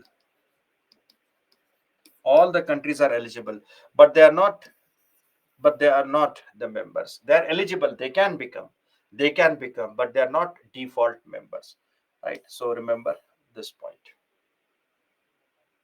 Then, which of the following statement best describes the social cost carbon? It is measured in the monetary value of. So this was used in United States current affairs. So such questions can be used. So it is about long-term impact of carbon dioxide, which is done in a year. So this impact of carbon dioxide, which is done on the agricultural crops, on the health of human beings, floods, etc. So the total losses which are done by the total losses which are done by the greenhouse gas emission or carbon dioxide. So when you calculate that, we refer that as the social cost of carbon. Social cost of carbon, right? So this is how the current affairs are also linked here. Now these are the questions you practice after the weekend classes. So you can have a break. Then after the break, we will understand what is pollution. So we'll resume the class. We'll resume the class at 4:15. We'll start the class at 4:15.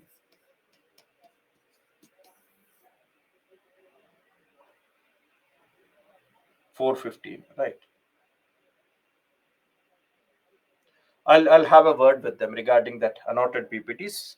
I don't know much about that. I'll have a word with them. So whenever the break is there, 5, 10, 15. So I think 4:15 is an ideal time for start. So in that break, I'll just check with them.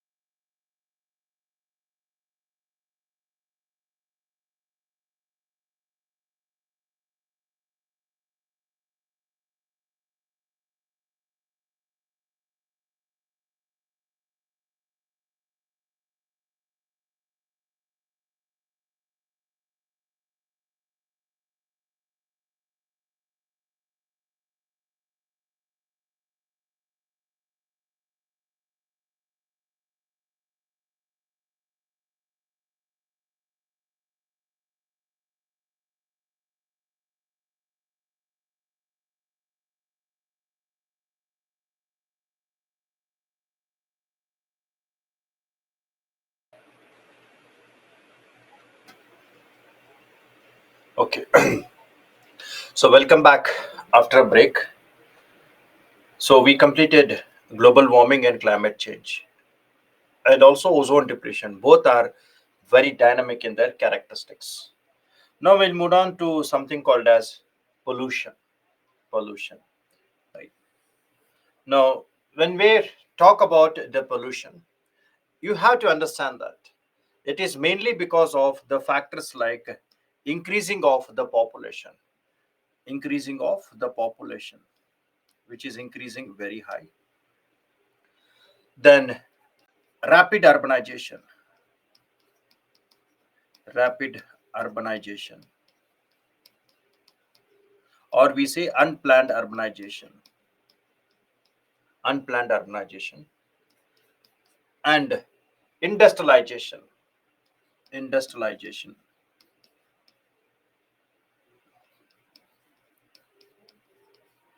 rapid industrialization. So, because of these three conditions, increasing population, unplanned urbanization, or rapid urbanization, and industrialization, we are over exploiting the resources. Over exploitation of resources is done, right?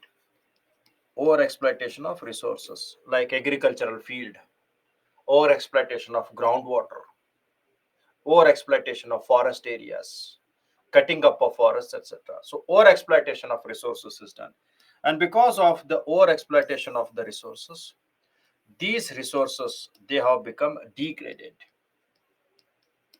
They have become degraded, like land degradation, water degradation, etc.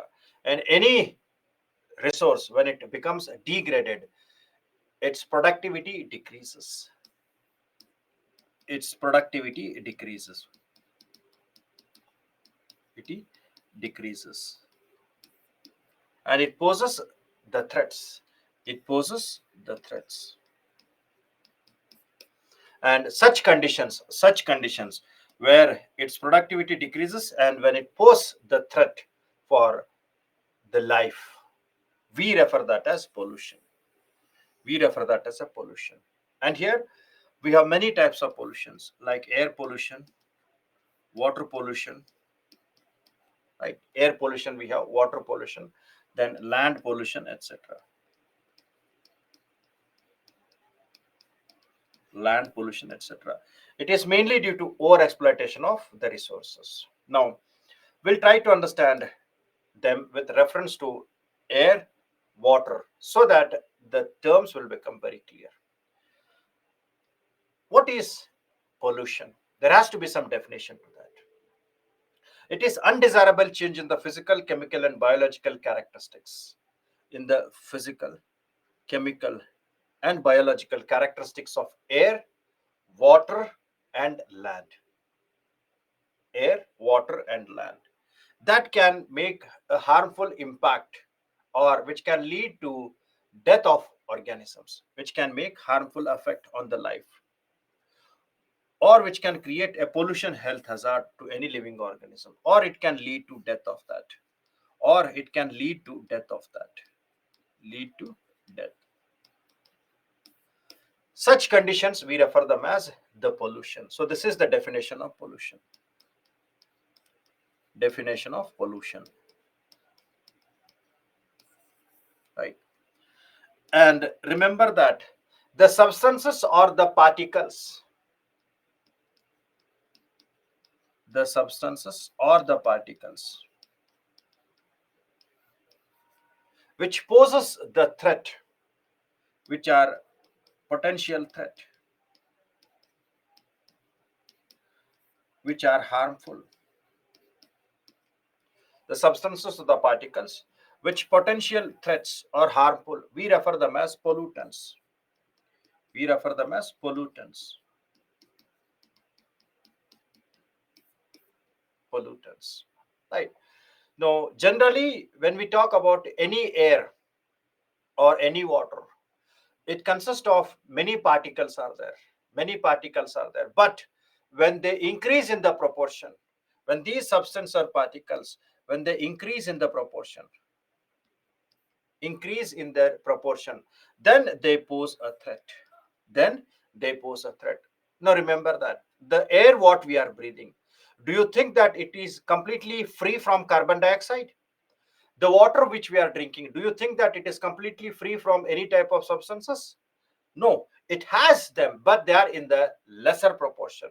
They are in the lesser proportion. So these substances or particles, if their proportion increases, if their proportion increases, and which can become a potential threat or harmful, then we refer them as the pollutants. We refer them as pollutants, right? So minimal particles will not have a threat. When they exceed certain limits, then they become a positive threat to the life of human as well as animals, including some plants as well. We refer that as a pollution. We refer that as a pollution. Now, all the pollutants can be classified into two categories. All the pollutants can be classified into two categories: the biodegradable pollutant and non-biodegradable pollutant. Non-biodegradable pollutants. So biodegradable pollutants are those which can get easily decompose, which can easily decompose under natural conditions. Example, paper, cow dung, etc. And generally they are not harmful. Generally they are not harmful, and they are made up of natural ingredients, and they will not affect the food chain. They will not affect the ecological balance. But if they are non-biodegradable pollutants like mercury, plastics, etc., then they are not degraded, or they will take millions of years to degrade, and they will keep on accumulating in the food chain, and they will disturb the ecological balance. They will disturb the ecological balance, right? And what impact they will create? Any idea? When non-biodegradable pollutant enters into the food chain, what type of impact they will create? The two terms, if anybody can recover that terms. What is seen when the non-biodegradable pollutants like mercury enters into the food chain? What happens? What type of the concept is associated with non-biodegradable pollutants entering into the food chain, which can become harmful? Perfect. It is bioaccumulation and biomagnification, like diclofenac in the context of vulture. So it can lead to accumulation, and biomagnification. Biomagnification. Perfect. Right. Perfect. So it means that whenever bioaccumulations are there, biomagnifications are there, they are potential threat, like death of vultures, neurological syndrome, etc. Right. So they become the potential threat in the context of all life paths. Right. So this is the definition of the pollution and the pollutants. Where the proportion increases, it's not that they are absent, they are present, but in less proportion. If their proportion increases to one limit, then they pose a threat for the organisms in which they are, and hence we refer them as pollutants. Right. Now, air pollution, the definition will be the same: undesirable change in the physical, chemical, and biological characteristics of an air which can pose a threat, then we refer that as air pollution. So the same definition, you remove land and water from that, land and water from that, then it becomes air pollution. Now air pollution, we can classify them into two categories, that is outdoor air pollution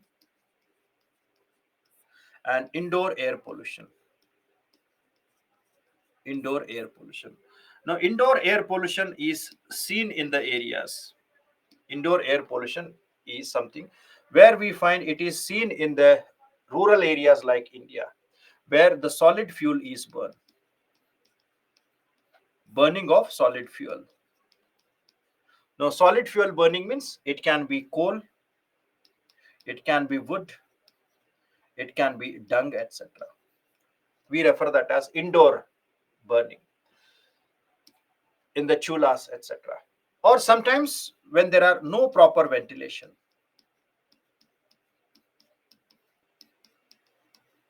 no proper ventilation. So ACs are there, refrigerators are there. When there is no proper ventilation, then the pollutants will accumulate there. The substances will accumulate there and they will become a threat, which convert themselves into pollutants, right?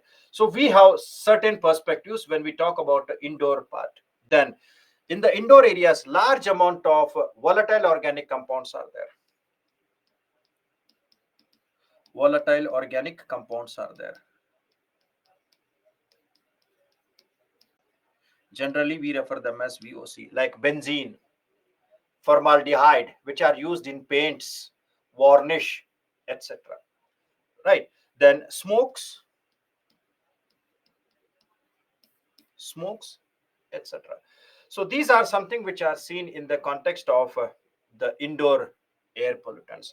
Major problem is we don't have sufficient data about indoor pollution. Major problem here is major problem is we have no sufficient data. No sufficient data regarding the indoor air pollution. All the data what we are having is mainly to the outdoor air pollution. So very limited amount of data is there with indoor air pollution. Now, what you talk about, or what we say when we say outdoor pollution? So outdoor air pollution is the pollution of the air in the outside of your households, outside of your households. And the major reason for outdoor pollution is that burning of the fossil fuels, that is industries,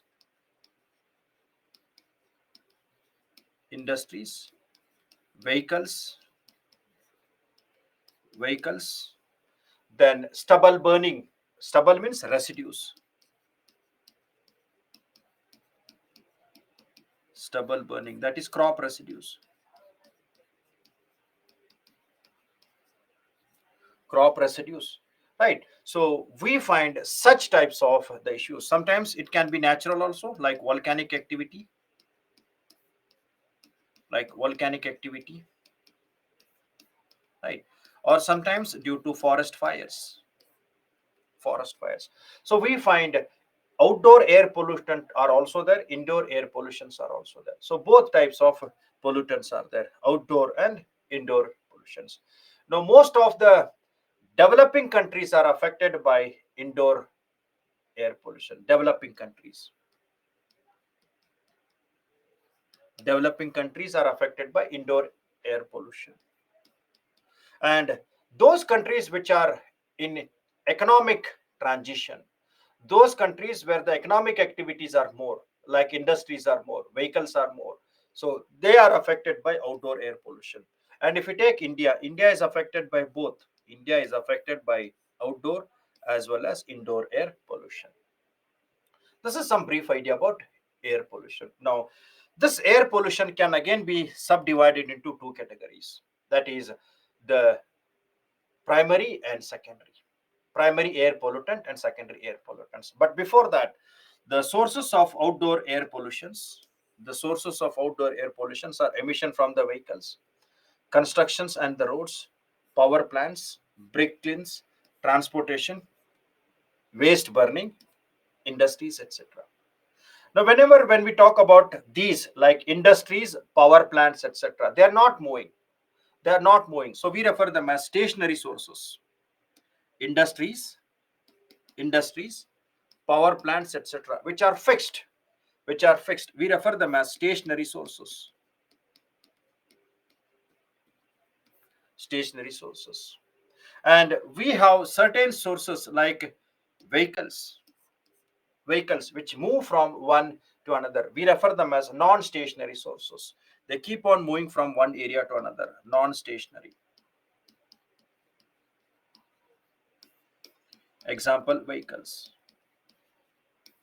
So stationary means you can give an example of power plants, industries, stubble burning, which are fixed in the areas. Non-stationary, vehicles, cars, etc. So these are the sources of outdoor air pollution. Then we also have indoor pollutions. And when you take a look of the data of outdoor air pollutions, the major dominant is industry, followed by transportation, and then we talk about the other aspects, consumer and commercial products, agriculture. So when you talk about chronology, it is industry, industry, followed by transport sector, followed by agriculture sector, and then other sectors. So this is the area from where the pollutants reach. Area from where the pollutant reaches. Breakup of the areas. Now, the indoor pollutants, the sources of indoor air pollutants, they are cooking by using solid fuels like coal, cow dung, etc. Poor ventilation,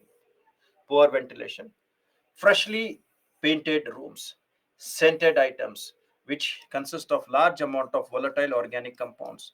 The smell, aromas you find, benzene. Benzene means aroma, smell. So benzene, formaldehydes, which are used in saints or varnishes, varnishes, etc. We refer them as volatile organic compounds. Smoking, high density of the people, and rearing of the domestication, like cats, dogs, etc. Pet danders. So these all are referred as the sources of the indoor air pollution, outdoor and indoor air pollution. Now, we come across the two terms, primary and secondary air pollutants. So what are primary and what are secondary air pollutants? So primary air pollutants are those pollutants which are emitted directly from the sources, which are emitted directly from sources, and and they remain they remain in the same form in which they are emitted, in which they are emitted, and they remain scattered, and they remain scattered. Such pollutants, we refer them as primary pollutants. They remain in the same format in which they are emitted from the sources. Example, carbon monoxide. Example, carbon monoxide, carbon dioxide, nitrous oxide. So these all are referred as the primary pollutants. We refer them as primary pollutants. When the primary pollutants undergo chemical change, when they interact with each other, when they undergo chemical change, when the primary pollutants, when they undergo chemical change,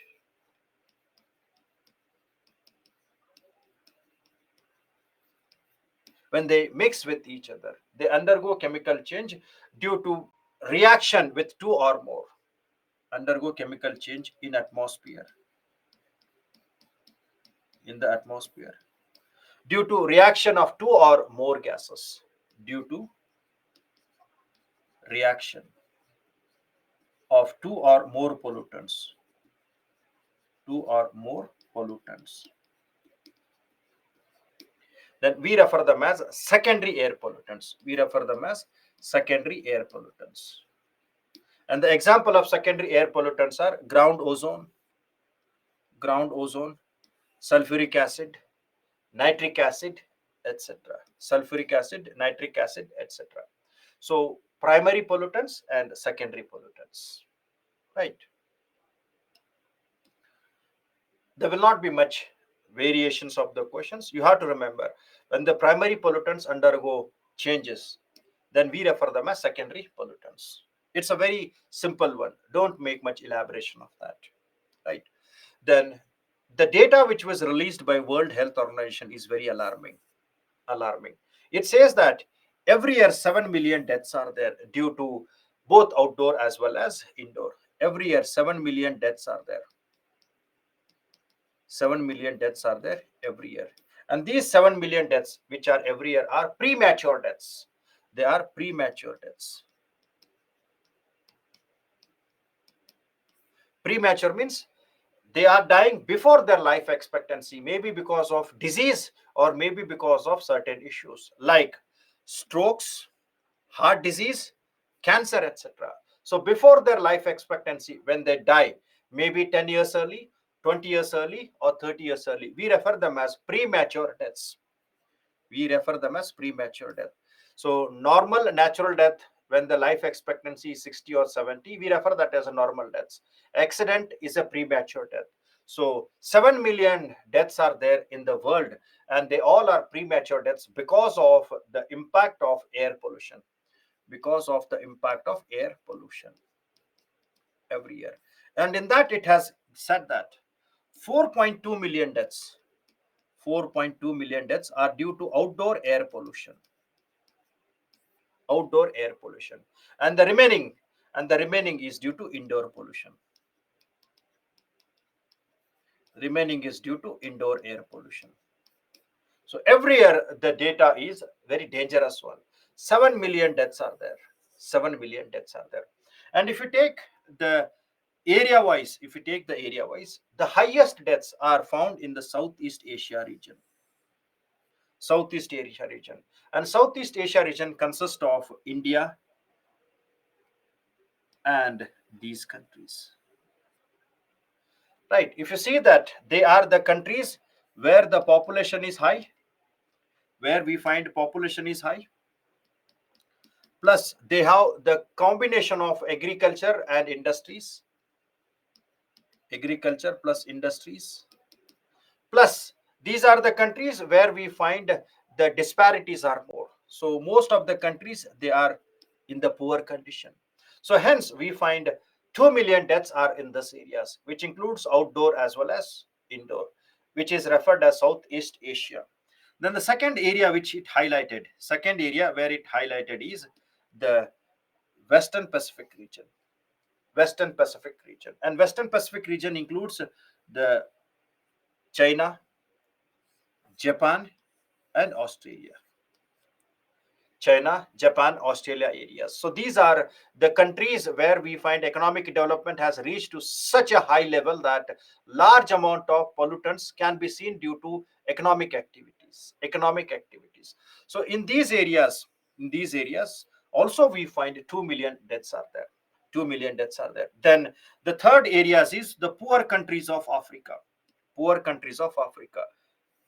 Right. So this region where we find 1 million deaths are there. So hence whenever when you talk about the air pollution impacts, we find them, they are predominantly seen in the developing countries, poor countries, and also industrial countries. But the most affected regions are Southeast Asian regions and Western Pacific region, followed by African region. If you remember, two or three also, that is more significant. And these are the countries where the global population is very high. If you take India, if you take China, so both two countries itself combines a good amount of population of the global, good amount of population of the global. If you take India's population, India is 16% of the global population, and China you can add another 16. So around 30% of the global population is within these two countries. And here the density of population is also very, very high, which can have a huge impact on death. So more the number, more will be the casualties. So this is an alarming aspect which is given by the World Health Organization.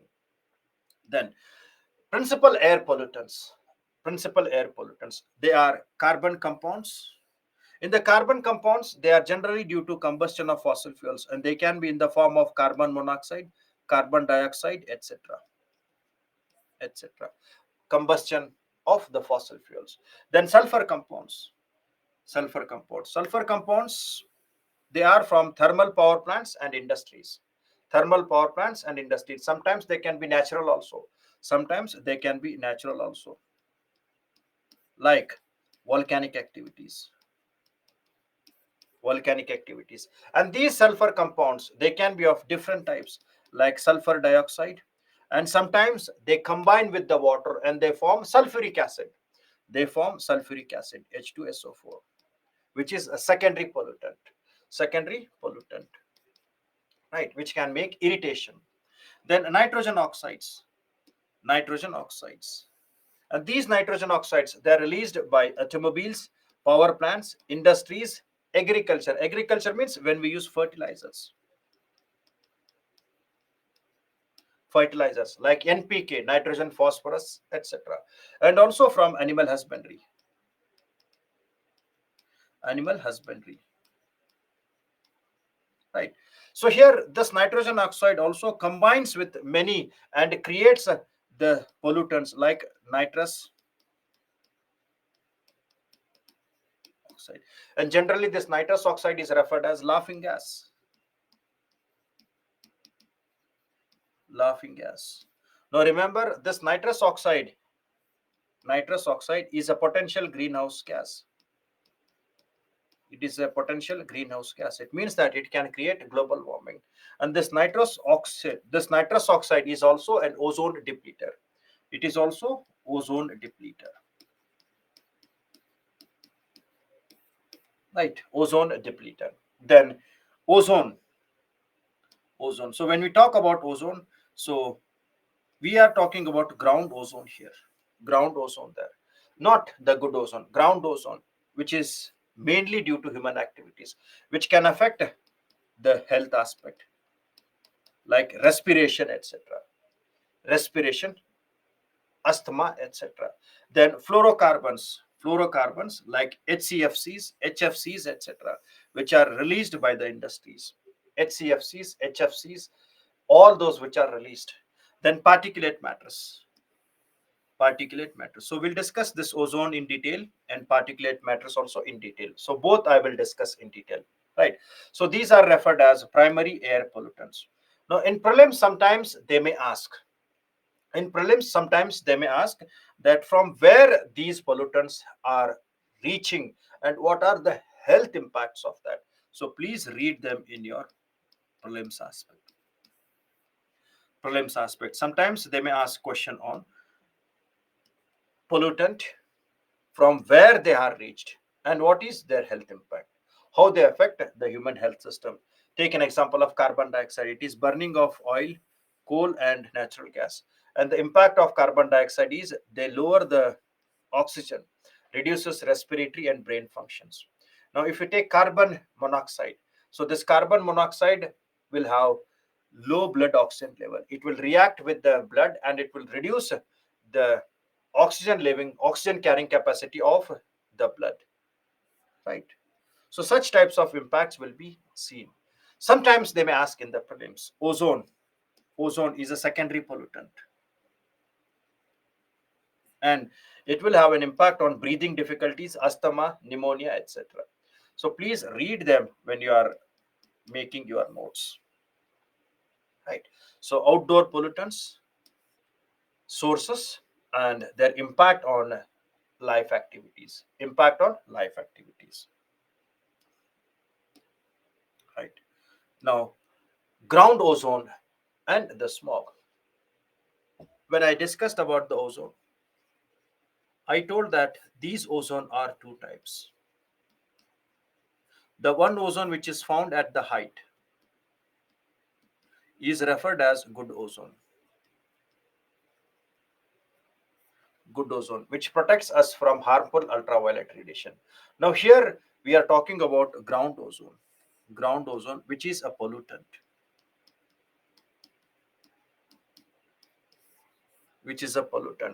and it is secondary pollutant. Now how this ground ozone is formed? So this ground ozone is formed by a chemical reaction. It is formed by a chemical reaction when nitrogen oxide. It is formed by chemical reaction when nitrogen oxide reacts with volatile organic compound. Reacts with volatile organic compound in the presence of sunlight. In the presence of sunlight. So this will create ground ozone. This will create a ground ozone, which can pose a major threat to the human activities. Nitrogen oxide, along with volatile organic compound in the presence of sunlight, which create a secondary pollutant called as ground ozone, which can become a major threat. Now, what are these volatile organic compounds? So volatile organic compounds can be natural or they can be man-made. They are released from the plants, paints, varnishes, etc. paints, varnishes, any type of indoor one. So we refer them as volatile organic compound, naturally from volcanic activity, from the trees, etc. Paints, varnishes, etc. But why they are threat? Why they are threat? So the moment when we say volatile organic compound, they evaporate at very low temperature. They evaporate at low temperature. So it means they spread very fast. Like the smell, whenever when you are doing nail polishing, the smell diffuses in the room. They spread very fast. Nail polish, paint, they spread very fast. In that we are having benzene, formaldehyde, which are referred as volatile organic compounds, right? Camphor, burning of camphor, etc., right? Then they are low water soluble. They are low water soluble. Low water soluble. They do not mix with the water very easily. They do not mix with the water very easily. If you add paint in the water, they can't mix. If you put scent, they can't mix up very easily. So they are low water soluble, and they are having very high vapor pressure. They are having very high vapor pressure. High vapor pressure. And because of that, they diffuse very fast, they spread very fast, and they react with the nitrogen oxide. They react with the nitrogen oxide in the presence of sunlight, and they create the ground ozone. And this ground ozone is a health hazard which can create many type of respiratory disease, breathing disease, or sometimes it can create strokes also. So we refer that as ground ozone. Right. Now, the second term associated with the ground ozone is something called as the smog. Something called as the smog. Right. Now here you should understand that smog is a term which has two words are mixed to that. That is smoke and the fog. Smoke and the fog. Now, fog is not a pollutant. Fog is not a pollutant. When the fog combines with the smoke, then it creates a smog. Then the smog is a pollutant.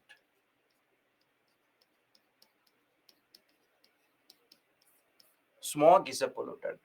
And this smoke is released by vehicles, industries, stubble burning, etc. The smoke is released by burning of fossil fuels, industries, stubble burning, etc. So this fog combines with the smoke and it creates the smog. And the smog is something which is a pollutant, which is a dangerous one. Now, whenever when we talk about the smog again is of two types. The smog again is of two types. That is, we classify them on the basis of the content which are present there. The content which are present there. Now we can classify them as classical smog and the smog which is having the percentage of what we refer them as the sunlight which is there. So we refer them as two types: one classical smog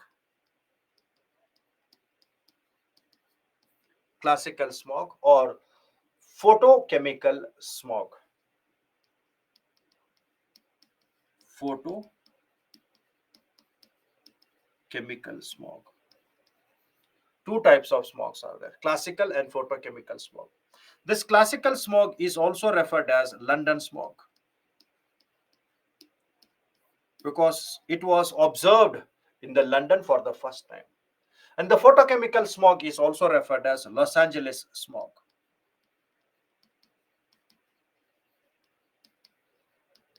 Los Angeles smog. One is London smog and one is Los Angeles smog.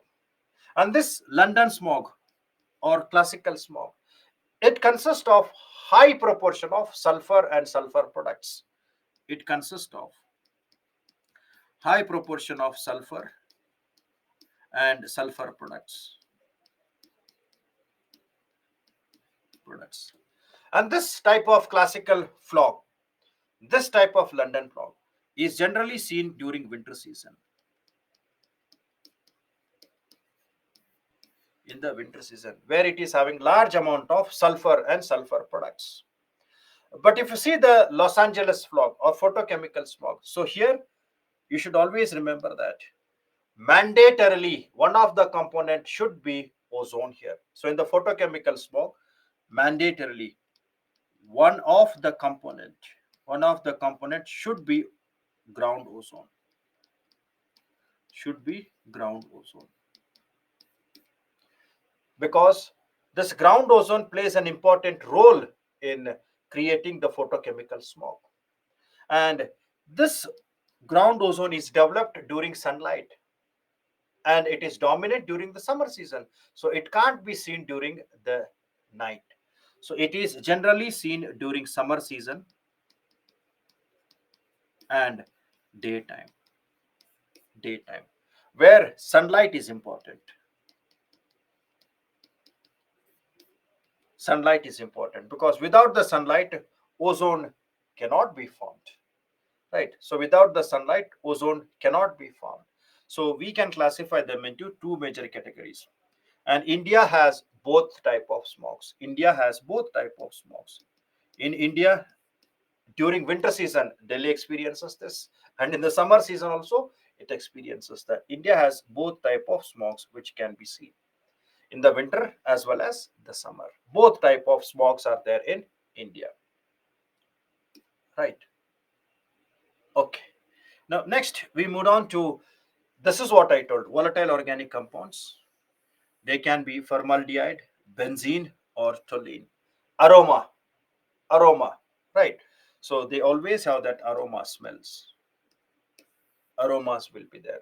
They can be from cosmetics, detergents, plastics, all these. So hence they are contributing to the major aspect of indoor air pollutions. See, in the summer season,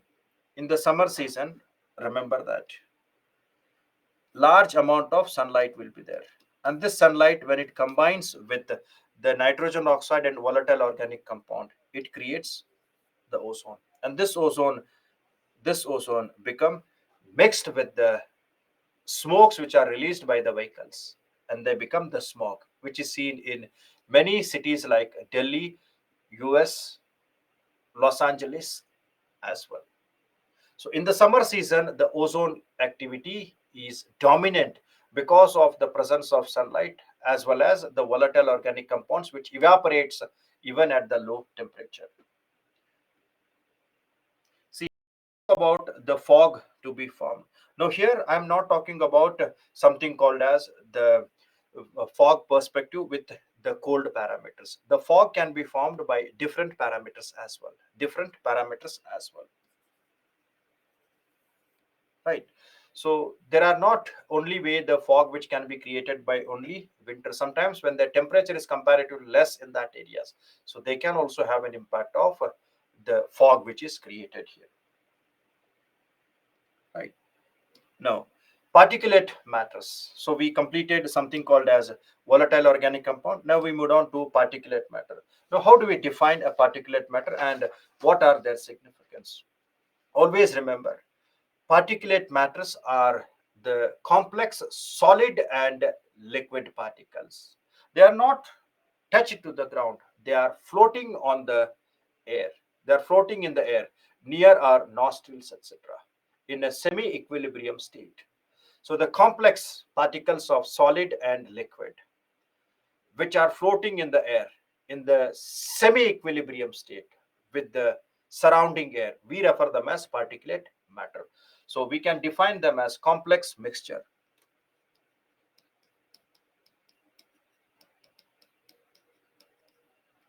Complex mixture of solid and liquid particles. Complex mixture of solid and liquid particles. Generally, in climatology, we refer them as aerosols. Aerosol, solid and liquid particles in semi-equilibrium state. In semi-equilibrium state.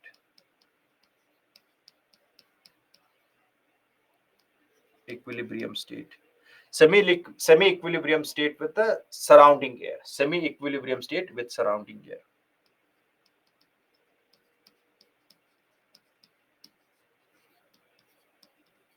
semi-equilibrium with the surrounding air. So it means that they are floating on the Earth's surface. So this is called as semi-equilibrium. This is called as semi-equilibrium with the surrounding air. Now all these particulate matters, they are classified on the basis of their size. Particulate matters, all these particulate matters, we can classify them on the basis of size. On the basis of size. Now, if the particulate matter is bigger enough, if the size of that if the size of that particulate matter is big, then this particulate matter can reach to the ground very easily. If it is bigger, it can reach to the ground very easily. It means that it does not need much equilibrium state. Because of its density and because of its weights, it moves down to the ground very easily. Such particles which are bigger, in the size, we refer them as suspended particulate matters. Which are bigger, we refer them as suspended particulate matters. Suspended particulate matter. Right. SPM, suspended particulate matters. Now, the moment when we say suspended particulate matter, they settle to the ground easily and fast. So, these suspended particulate matter, they settle to the ground easily and fast. And hence, they do not enter into the respiratory tract because they settle down. So, they do not enter respiratory tract easily, and hence they are considered as less hazardous, and hence they are less harmful. We refer them as less harmful effect. Less harmful effects are there, which settle to the ground very easily. We refer them as suspended particulate matter. Right. Now, there are certain particles which are smaller than that, still smaller than that. This is suspended particulate matter. And we also have certain particles which are smaller than that, very smaller than that. And these are referred as based on their size. If the size of the particle, if the size of the particle, if its diameter wise, if its diameter is less than 2.5, if its diameter is less than 2.5 micrometers, 2.5 micrometers, and if the size of a particle, that is diameter, less than 10 micrometer, two criteria, less than 2.5 and less than 10 micrometers.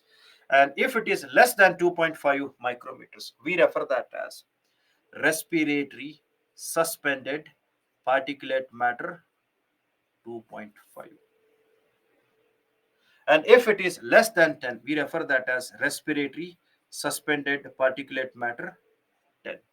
Or we simply say them as particulate matter 10 and particulate matter 2.5.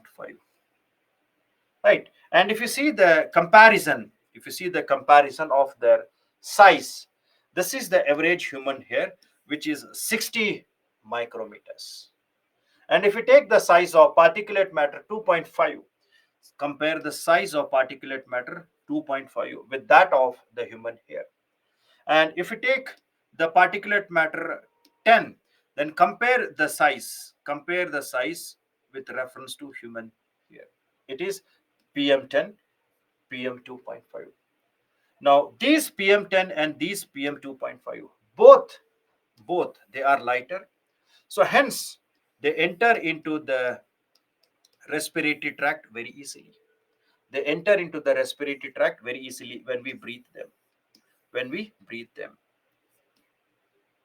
into respiratory tract, and they can become harmful. they become harmful. So PM 2.5 and PM 10. Is it clear? Now, among all these three, SPM, suspended particulate matter 10, and particulate matter 2.5. 2.5. Among all the three, which particulate matter is more dangerous for human beings?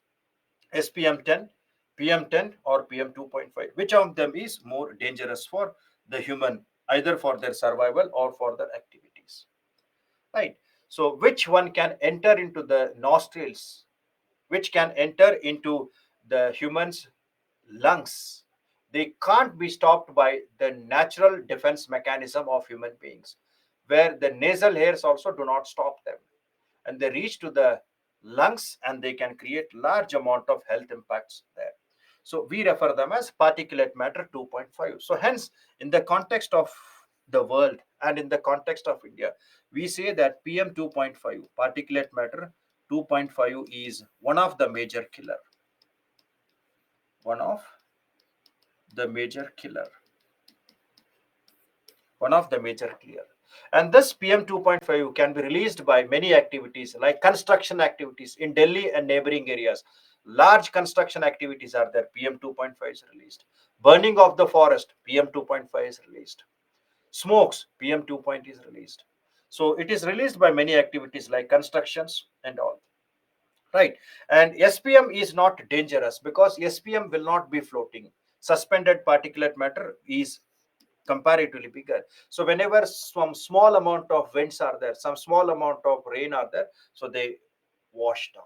So the more dangerous one is PM 2.5. So remember, these PM 10 and PM 2.5 are dangerous. Among the PM 10 and PM 2.5, PM 2.5 is considered as the most dangerous one, which can enter. They are always in the semi-equilibrium state. So when you reach there, they will enter into your nostrils.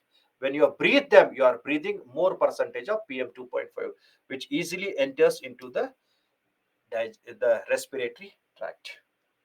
Right. Then next is harmful effects of air pollution. Now, the moment when we say harmful effects of air pollution, it affects the human health. Many diseases will be affecting that. It can be respiratory, strokes, irritation, etc. So it will affect human health. Agriculture is also affected. How agriculture is affected? When the dust particles, when they settle on the leaves, when they settle on the leaves, so it will reduce its photosynthesis. It will reduce the photosynthesis, and this will affect the productivity. Productivity or yield will be less. Yield will be less here. Then acid rain. Acid rain. So we'll discuss what is acid rain, but remember, whenever acid rain takes place, it will reduce the fertility of the soil. It will reduce the fertility of soil, and also it will affect the aquatic ecosystems,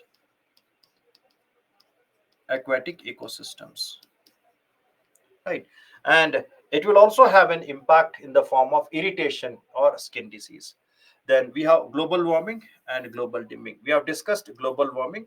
Now I'll discuss what is global dimming. I'll discuss what is global dimming. We made a reference of global warming, the aerosols which are associated with that. Then ozone depletion also we studied.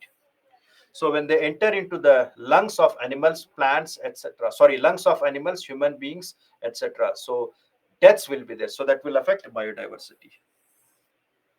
They affect the weather conditions. Suddenly, when the large amount of aerosols are there, morning you are having a clear weather, but by evening it will bring heavy rainfall. Or morning it is a clear weather, then afternoon you will find rainfall conditions are there. So it changes the weather based on the aerosols which are reaching there, based on the aerosols or the pollutants which are reaching there, and hence they can always have an impact on all the atmospheric phenomenon, all the atmospheric phenomenon. So these are the harmful effects of the air pollution. Now, global dimming. Global dimming, we studied something called as global warming. So global warming is a phenomenon where the average temperature of Earth is increasing, and this global dimming is opposite of the global warming. Now, what is this global dimming and how it takes place? How it takes place? Now, if you are aware about the Earth and this perspectives, so this is the surface of an Earth. This is the surface of an Earth. Now, in the Earth surface, sometimes, when we see large amount of aerosols are released, aerosols, and these aerosols can be of two types. They can be dark aerosols or black aerosols or white aerosols. White means white or light aerosols. Example, sulfur dioxide. Dark aerosol means carbons. So we always have two types of aerosols: dark aerosols and white aerosols. White aerosols means sulfur dioxide. Now sometimes these sulfur dioxides, they can be released by volcanic activity or from industries. So when large amount of light aerosols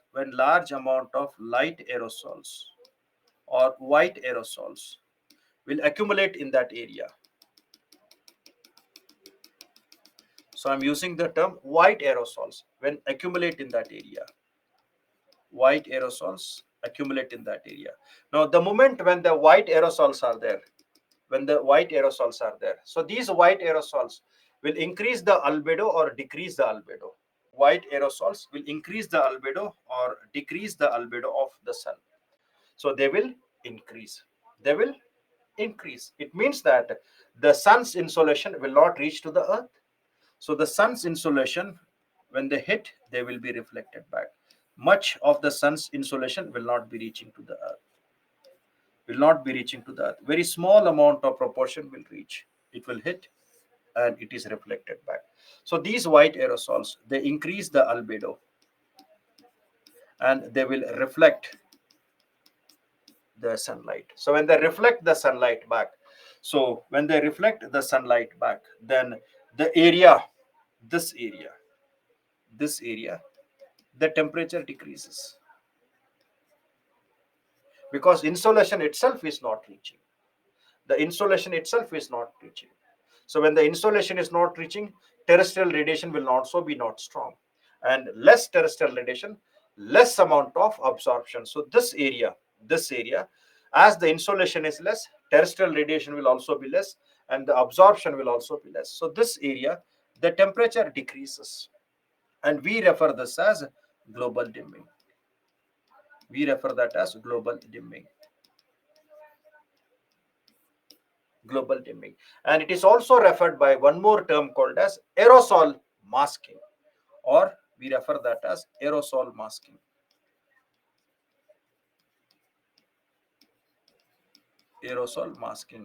Now here you should remember that aerosol means we are talking about white aerosols. Now if you take the average decrease of the temperature, average global dimming average global dimming, because of white aerosols, average insolation which is reflected by average global dimming due to white aerosols, when we calculated that there is an average drop of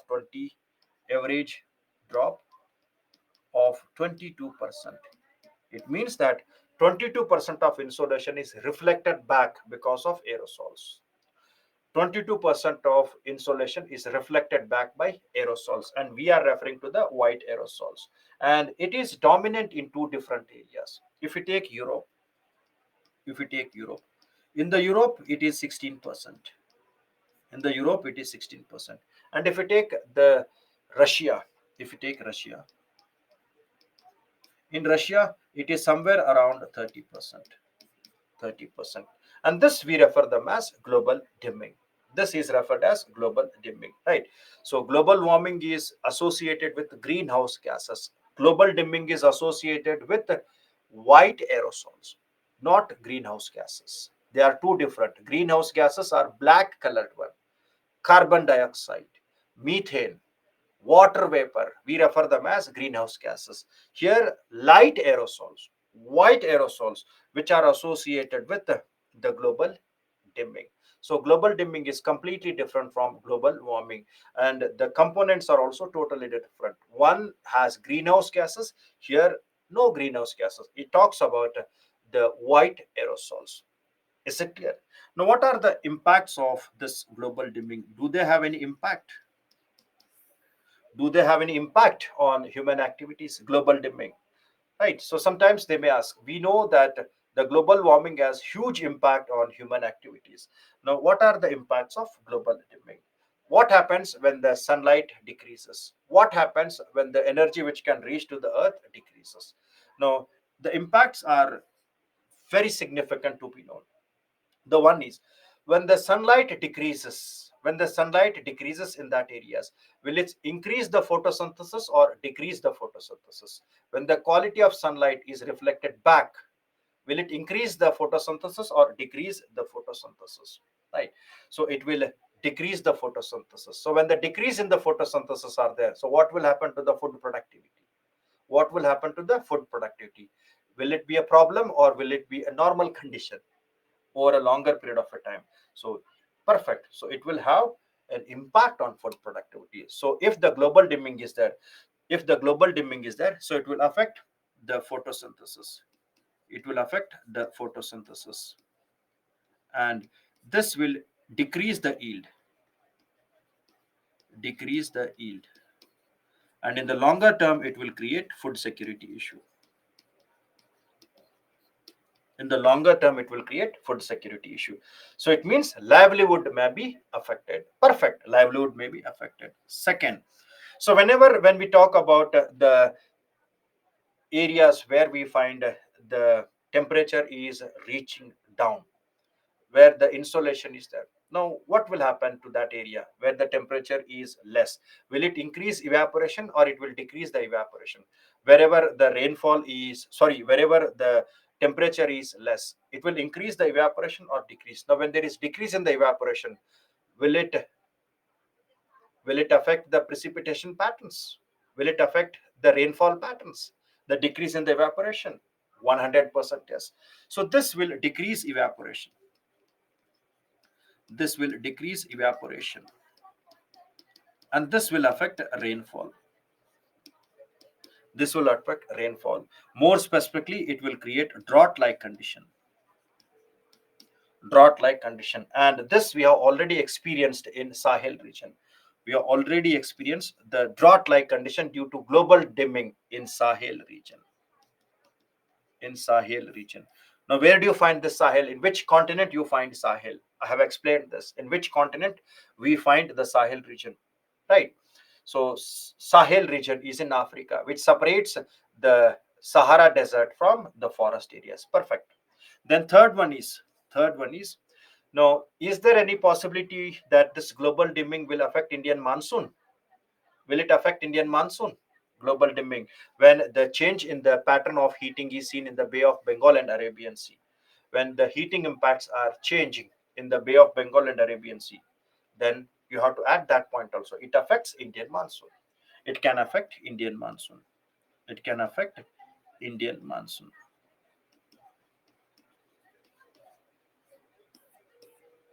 Right. This is how you have to create your answers. If they ask question, so you can't expect that they will be asking only on global warming. There is possibility that they may ask on global dimming. If you are having sufficient concept, if you are having sufficient data, you can write very good answers in the context of that. Yes, can lead to El Nino in Indian monsoon due to global. Yes, but you can't mention that El Nino point. Perfect. The example is perfect, but you don't add that. You don't add that El Nino factor because El Nino itself is affecting Indian monsoon. So the same impact can be seen here, right? So you can say that it affects the precipitation patterns. Perfect. So this is what we refer that as global dimming phenomenon, right? So small topics, but yet they are important for your preparation, right? Then acid rain. What is acid rain? Acid rain, the moment when we say when the rainfall, what we receive, its pH value is less than 5.6.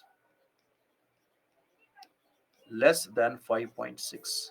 So any rainfall whose pH value is less than 5.6, we refer that as acid rain. We refer that as acid rain, right? Now, how this acid rain is seen. How this acid rain is seen. Now, generally, when we talk about the acid rain, we find that large amount of sulfur dioxide are released, and these sulfur dioxide are released from natural process also, like volcanic activity. They can be released from natural process like volcano, or most of them are man-made like industries, vehicles, etc. Sulfur dioxide naturally by volcanic activities or burning of biomass, etc. Right. And along with that we also have the pollutants called as nitrogen oxide. Nitrogen oxide. And this nitrogen oxide can also be naturally released and man-made. So it can be natural as well as man-made.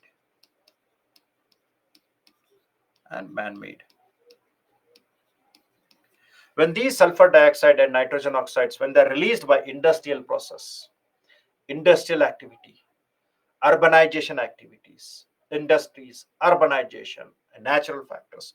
So what happens? What happens? So they combine with the water. So the sulfur dioxide and nitrogen dioxide or nitrogen oxide. So they combine with the water. During the rainy season, they combine with the water and they form the acids. The sulfur combines with the hydrogen and it creates sulfuric acid. Sulfuric acid. And the nitrogen combines with the water and it will create nitric acid. Nitric acid. This is sulfuric acid. Sulfuric acid. Now, during the precipitation, during the rainfall which is moving down, the water which is moving down, when it combines with H2SO4 and HNO3, when it is combined with H2SO4 and HNO3, so such rainfall, we refer them as acid rainfall. Acid rainfall. So this is what you should remember. Now, here the acid rainfall is major issue not only for the industrial area. Sometimes acid rainfall can seen in non-industrial area also. So this acid rain can be seen even in non-industrial area, or non-polluted area, non-polluted area. Right. Now, what could be the reason that this acid rain can be seen even in the non-industrial area like deserts of Rajasthan, or sometimes you can see them even in the rural areas. You can see them in other parts also, where the industries are not there, or where even the non-polluted airs are there. The area may be very clean air, but even that area can have acid rain. So what could be the reason for that? What could be the reason for that? The areas which do not have industries, the areas which do not have polluted air, so they will also get the acid rain. What could be the reason for that? Fast. What could be the reason that the areas, even though they do not have any type? It's simple. Winds will carry the pollutants because of the winds. Because of the winds, and these winds will carry them to non-polluted areas also, and even the non-polluted areas are also affected by the impact of acid rains. Is it clear? So they're also affected by the impact of acid rain and its mechanism. Now, what are the impact of acid rain? It will create corrosion to the buildings where they are having large amount of marbles which are embedded them. Taj Mahal marbles, so they are get eroded. Apart from that, metallic statues, metallic statues, so they are also eroded during the acid rain. So sometimes whenever acid rains are there, we cover the metallic statues, where they cannot undergo corrosion, more specifically the iron statues, etc. Right. They make fading of textile. Fading of textile. It means the color fading is done. Color fading is done. Then it will affect the aquatic ecosystem. It will affect the aquatic system because these aquatic ecosystems, they can't survive in the acidic water. They can't survive in the acidic water. More specifically, if you take corals. So corals are having a calcareous skeleton. So they can't survive if there is an acid path. So they can't survive if there is increase in the acidic values, right? And also many organisms like fish, they can't survive if the acidic value increases, if the pH value of the water decreases. They can't survive because they have adapted to the particular conditions. Then what is the impact on agriculture? Impact on agriculture. So when the acid rain falls, so generally when you talk about the ideal pH value for agricultural crops is 6 to 8. Ideal pH value for agriculture crop is 6 to 8. Now because of acid rain,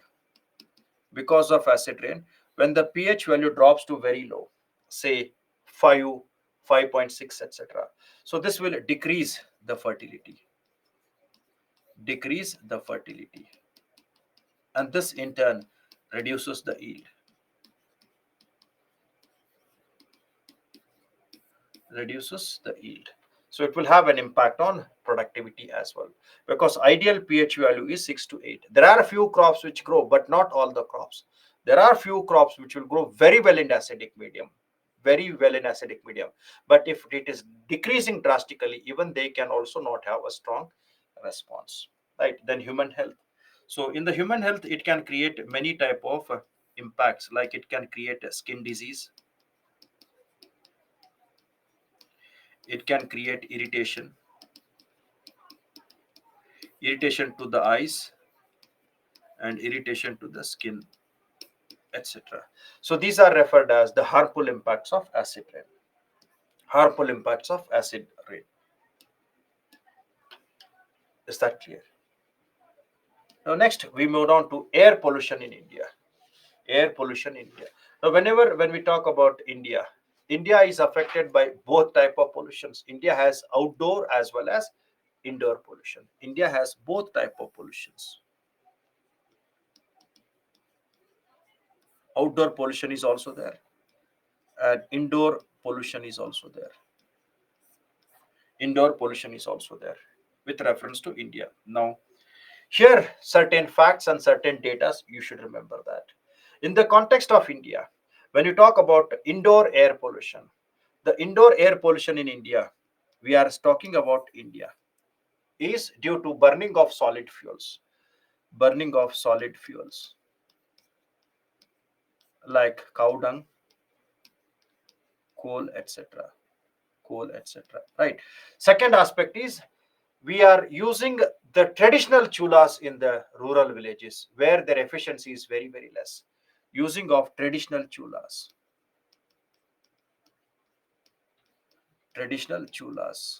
which release large amount of the smokes. Then we don't have proper ventilation. No proper ventilation. If you see rural areas, they don't have windows itself. The kitchens do not have windows itself. No proper ventilation.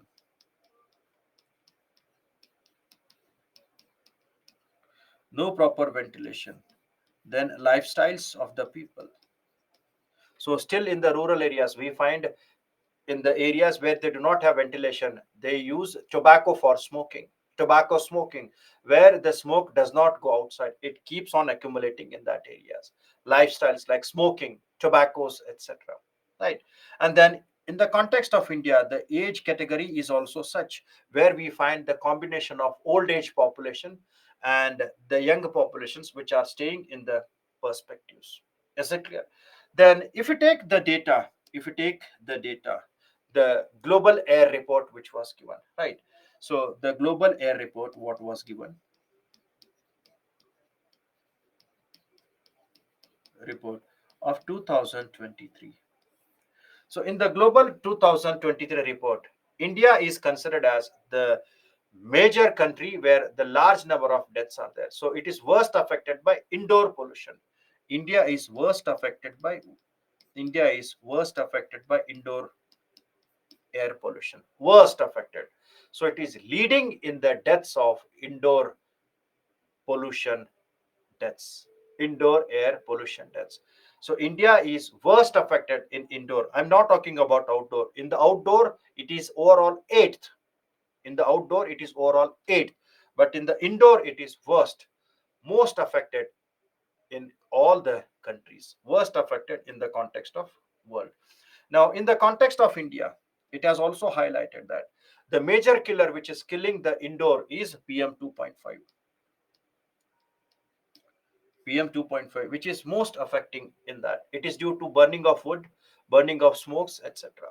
The third one is in the indoor part of India, we also find dominance of volatile organic compounds.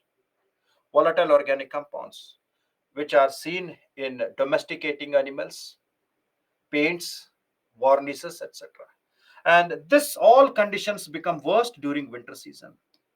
This become worst during winter season because the wind velocities are very less. The wind velocities are very less, and these are unable to carry the pollutants outside the home, outside the households, and that is where it leads to large amount of deaths in the context of India, right? In the context of India. But what happens in the urban areas? Urban areas, we have air conditioners, smokes, etc. So it is not away in the urban areas. So in the urban areas also, we find air conditions are there, smokes are there, which can lead to indoor pollutions. In the urban areas, generally in the office premises, ACs are there. Then we have all areas which are clubbed with the glasses. We don't have any ventilation. So where it will accumulate? In the room itself. In the room itself, which can become a major health hazard. So this is all about India's indoor air pollution, right? Now, if we take India's outdoor air pollution in India, outdoor air pollution in India is associated with many factors like the industries, construction activities, then vehicles, stubble burning,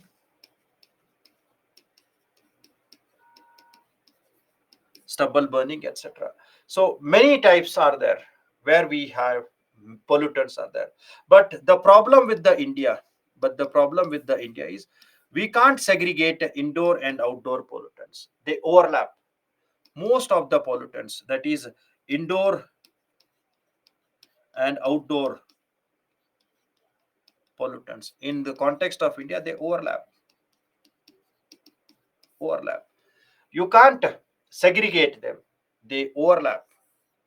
Stubble burning is seen in the outside, and the solid fuel burning is in the home also. So we find they are seen in both the parameters. So it's very difficult to segregate them. So we always find their overlappings are there. Now, what are the programs which are taken by government of India? Programs or schemes which are taken by government of India to reduce the air pollution issues. So sometimes when you're writing your answers, you should remember that programs like we have a national program called as National Clean Air Program, NCAP. National Clean Air Program. Yes, you can mention forest fire also. Forest fire. You can mention that also. National Clean Air Program. Yes, perfect. Then apart from that, Swachh Bharat Mission. Swachh Bharat Mission, which also talks about reducing the pollution in that areas. Then something called as Amrit. Please read them. Atal Mission of Rejuvenation, Amrit Mission. Then we are having a scheme which has been introduced called as FAME. And at present, FAME 2 is there. It is to introduce electric vehicles. FAME 2, electric vehicles. Then something called as social forestry.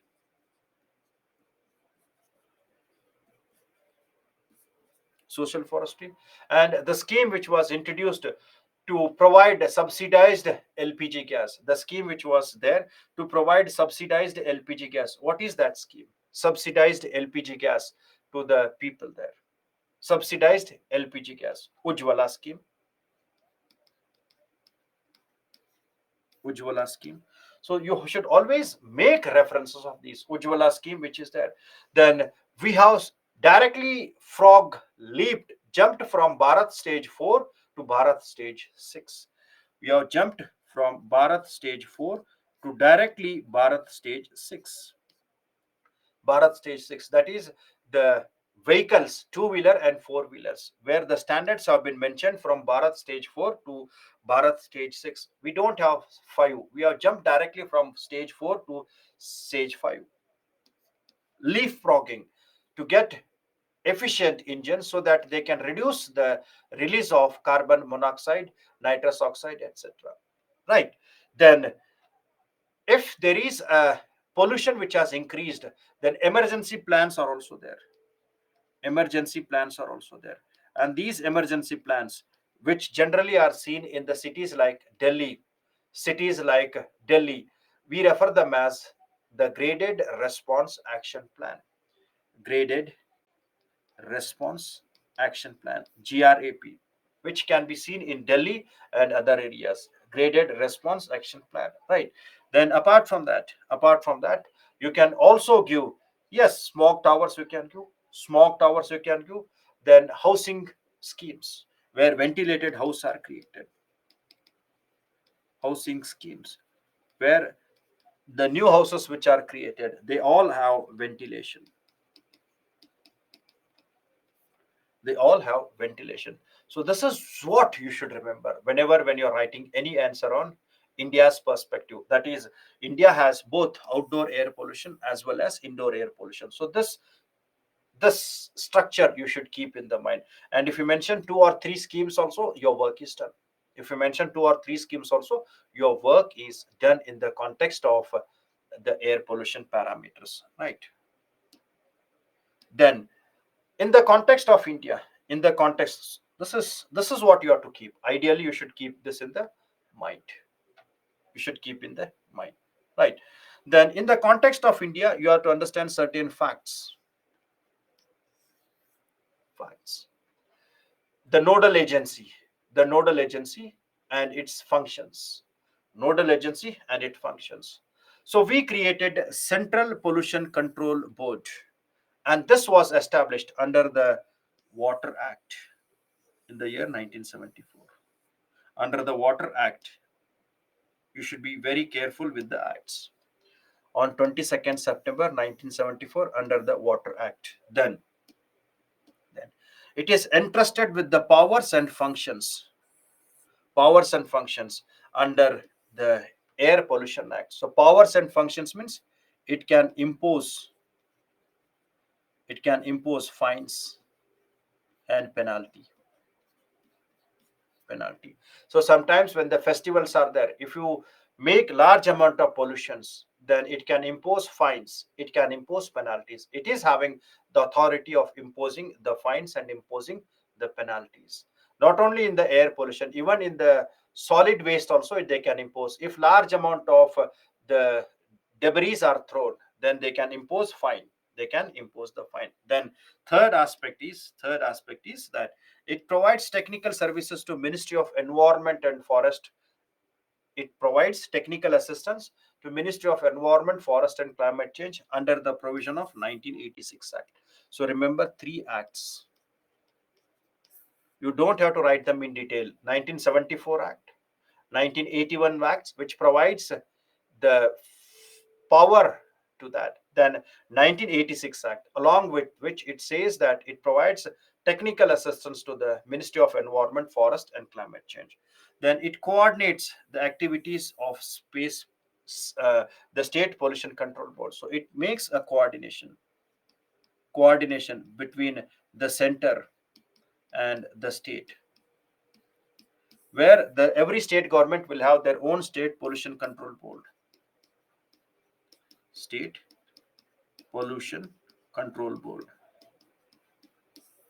right? So it always makes the interaction with them and it settles the issues associated with that. So there is a coordination between the center and the states with reference to this CP/CB.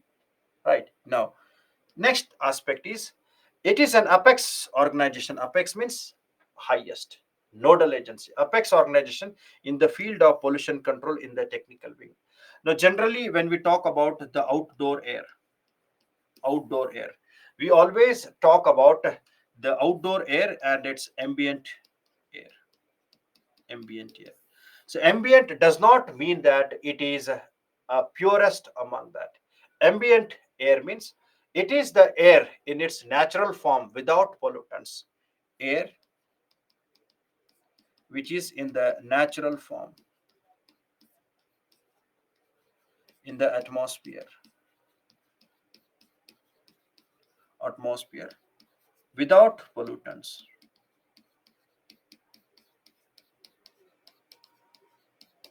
Without pollutants. And such air, it is not a luxury air. This ambient air means it is feasible for life. It is not harmful. It is not harmful.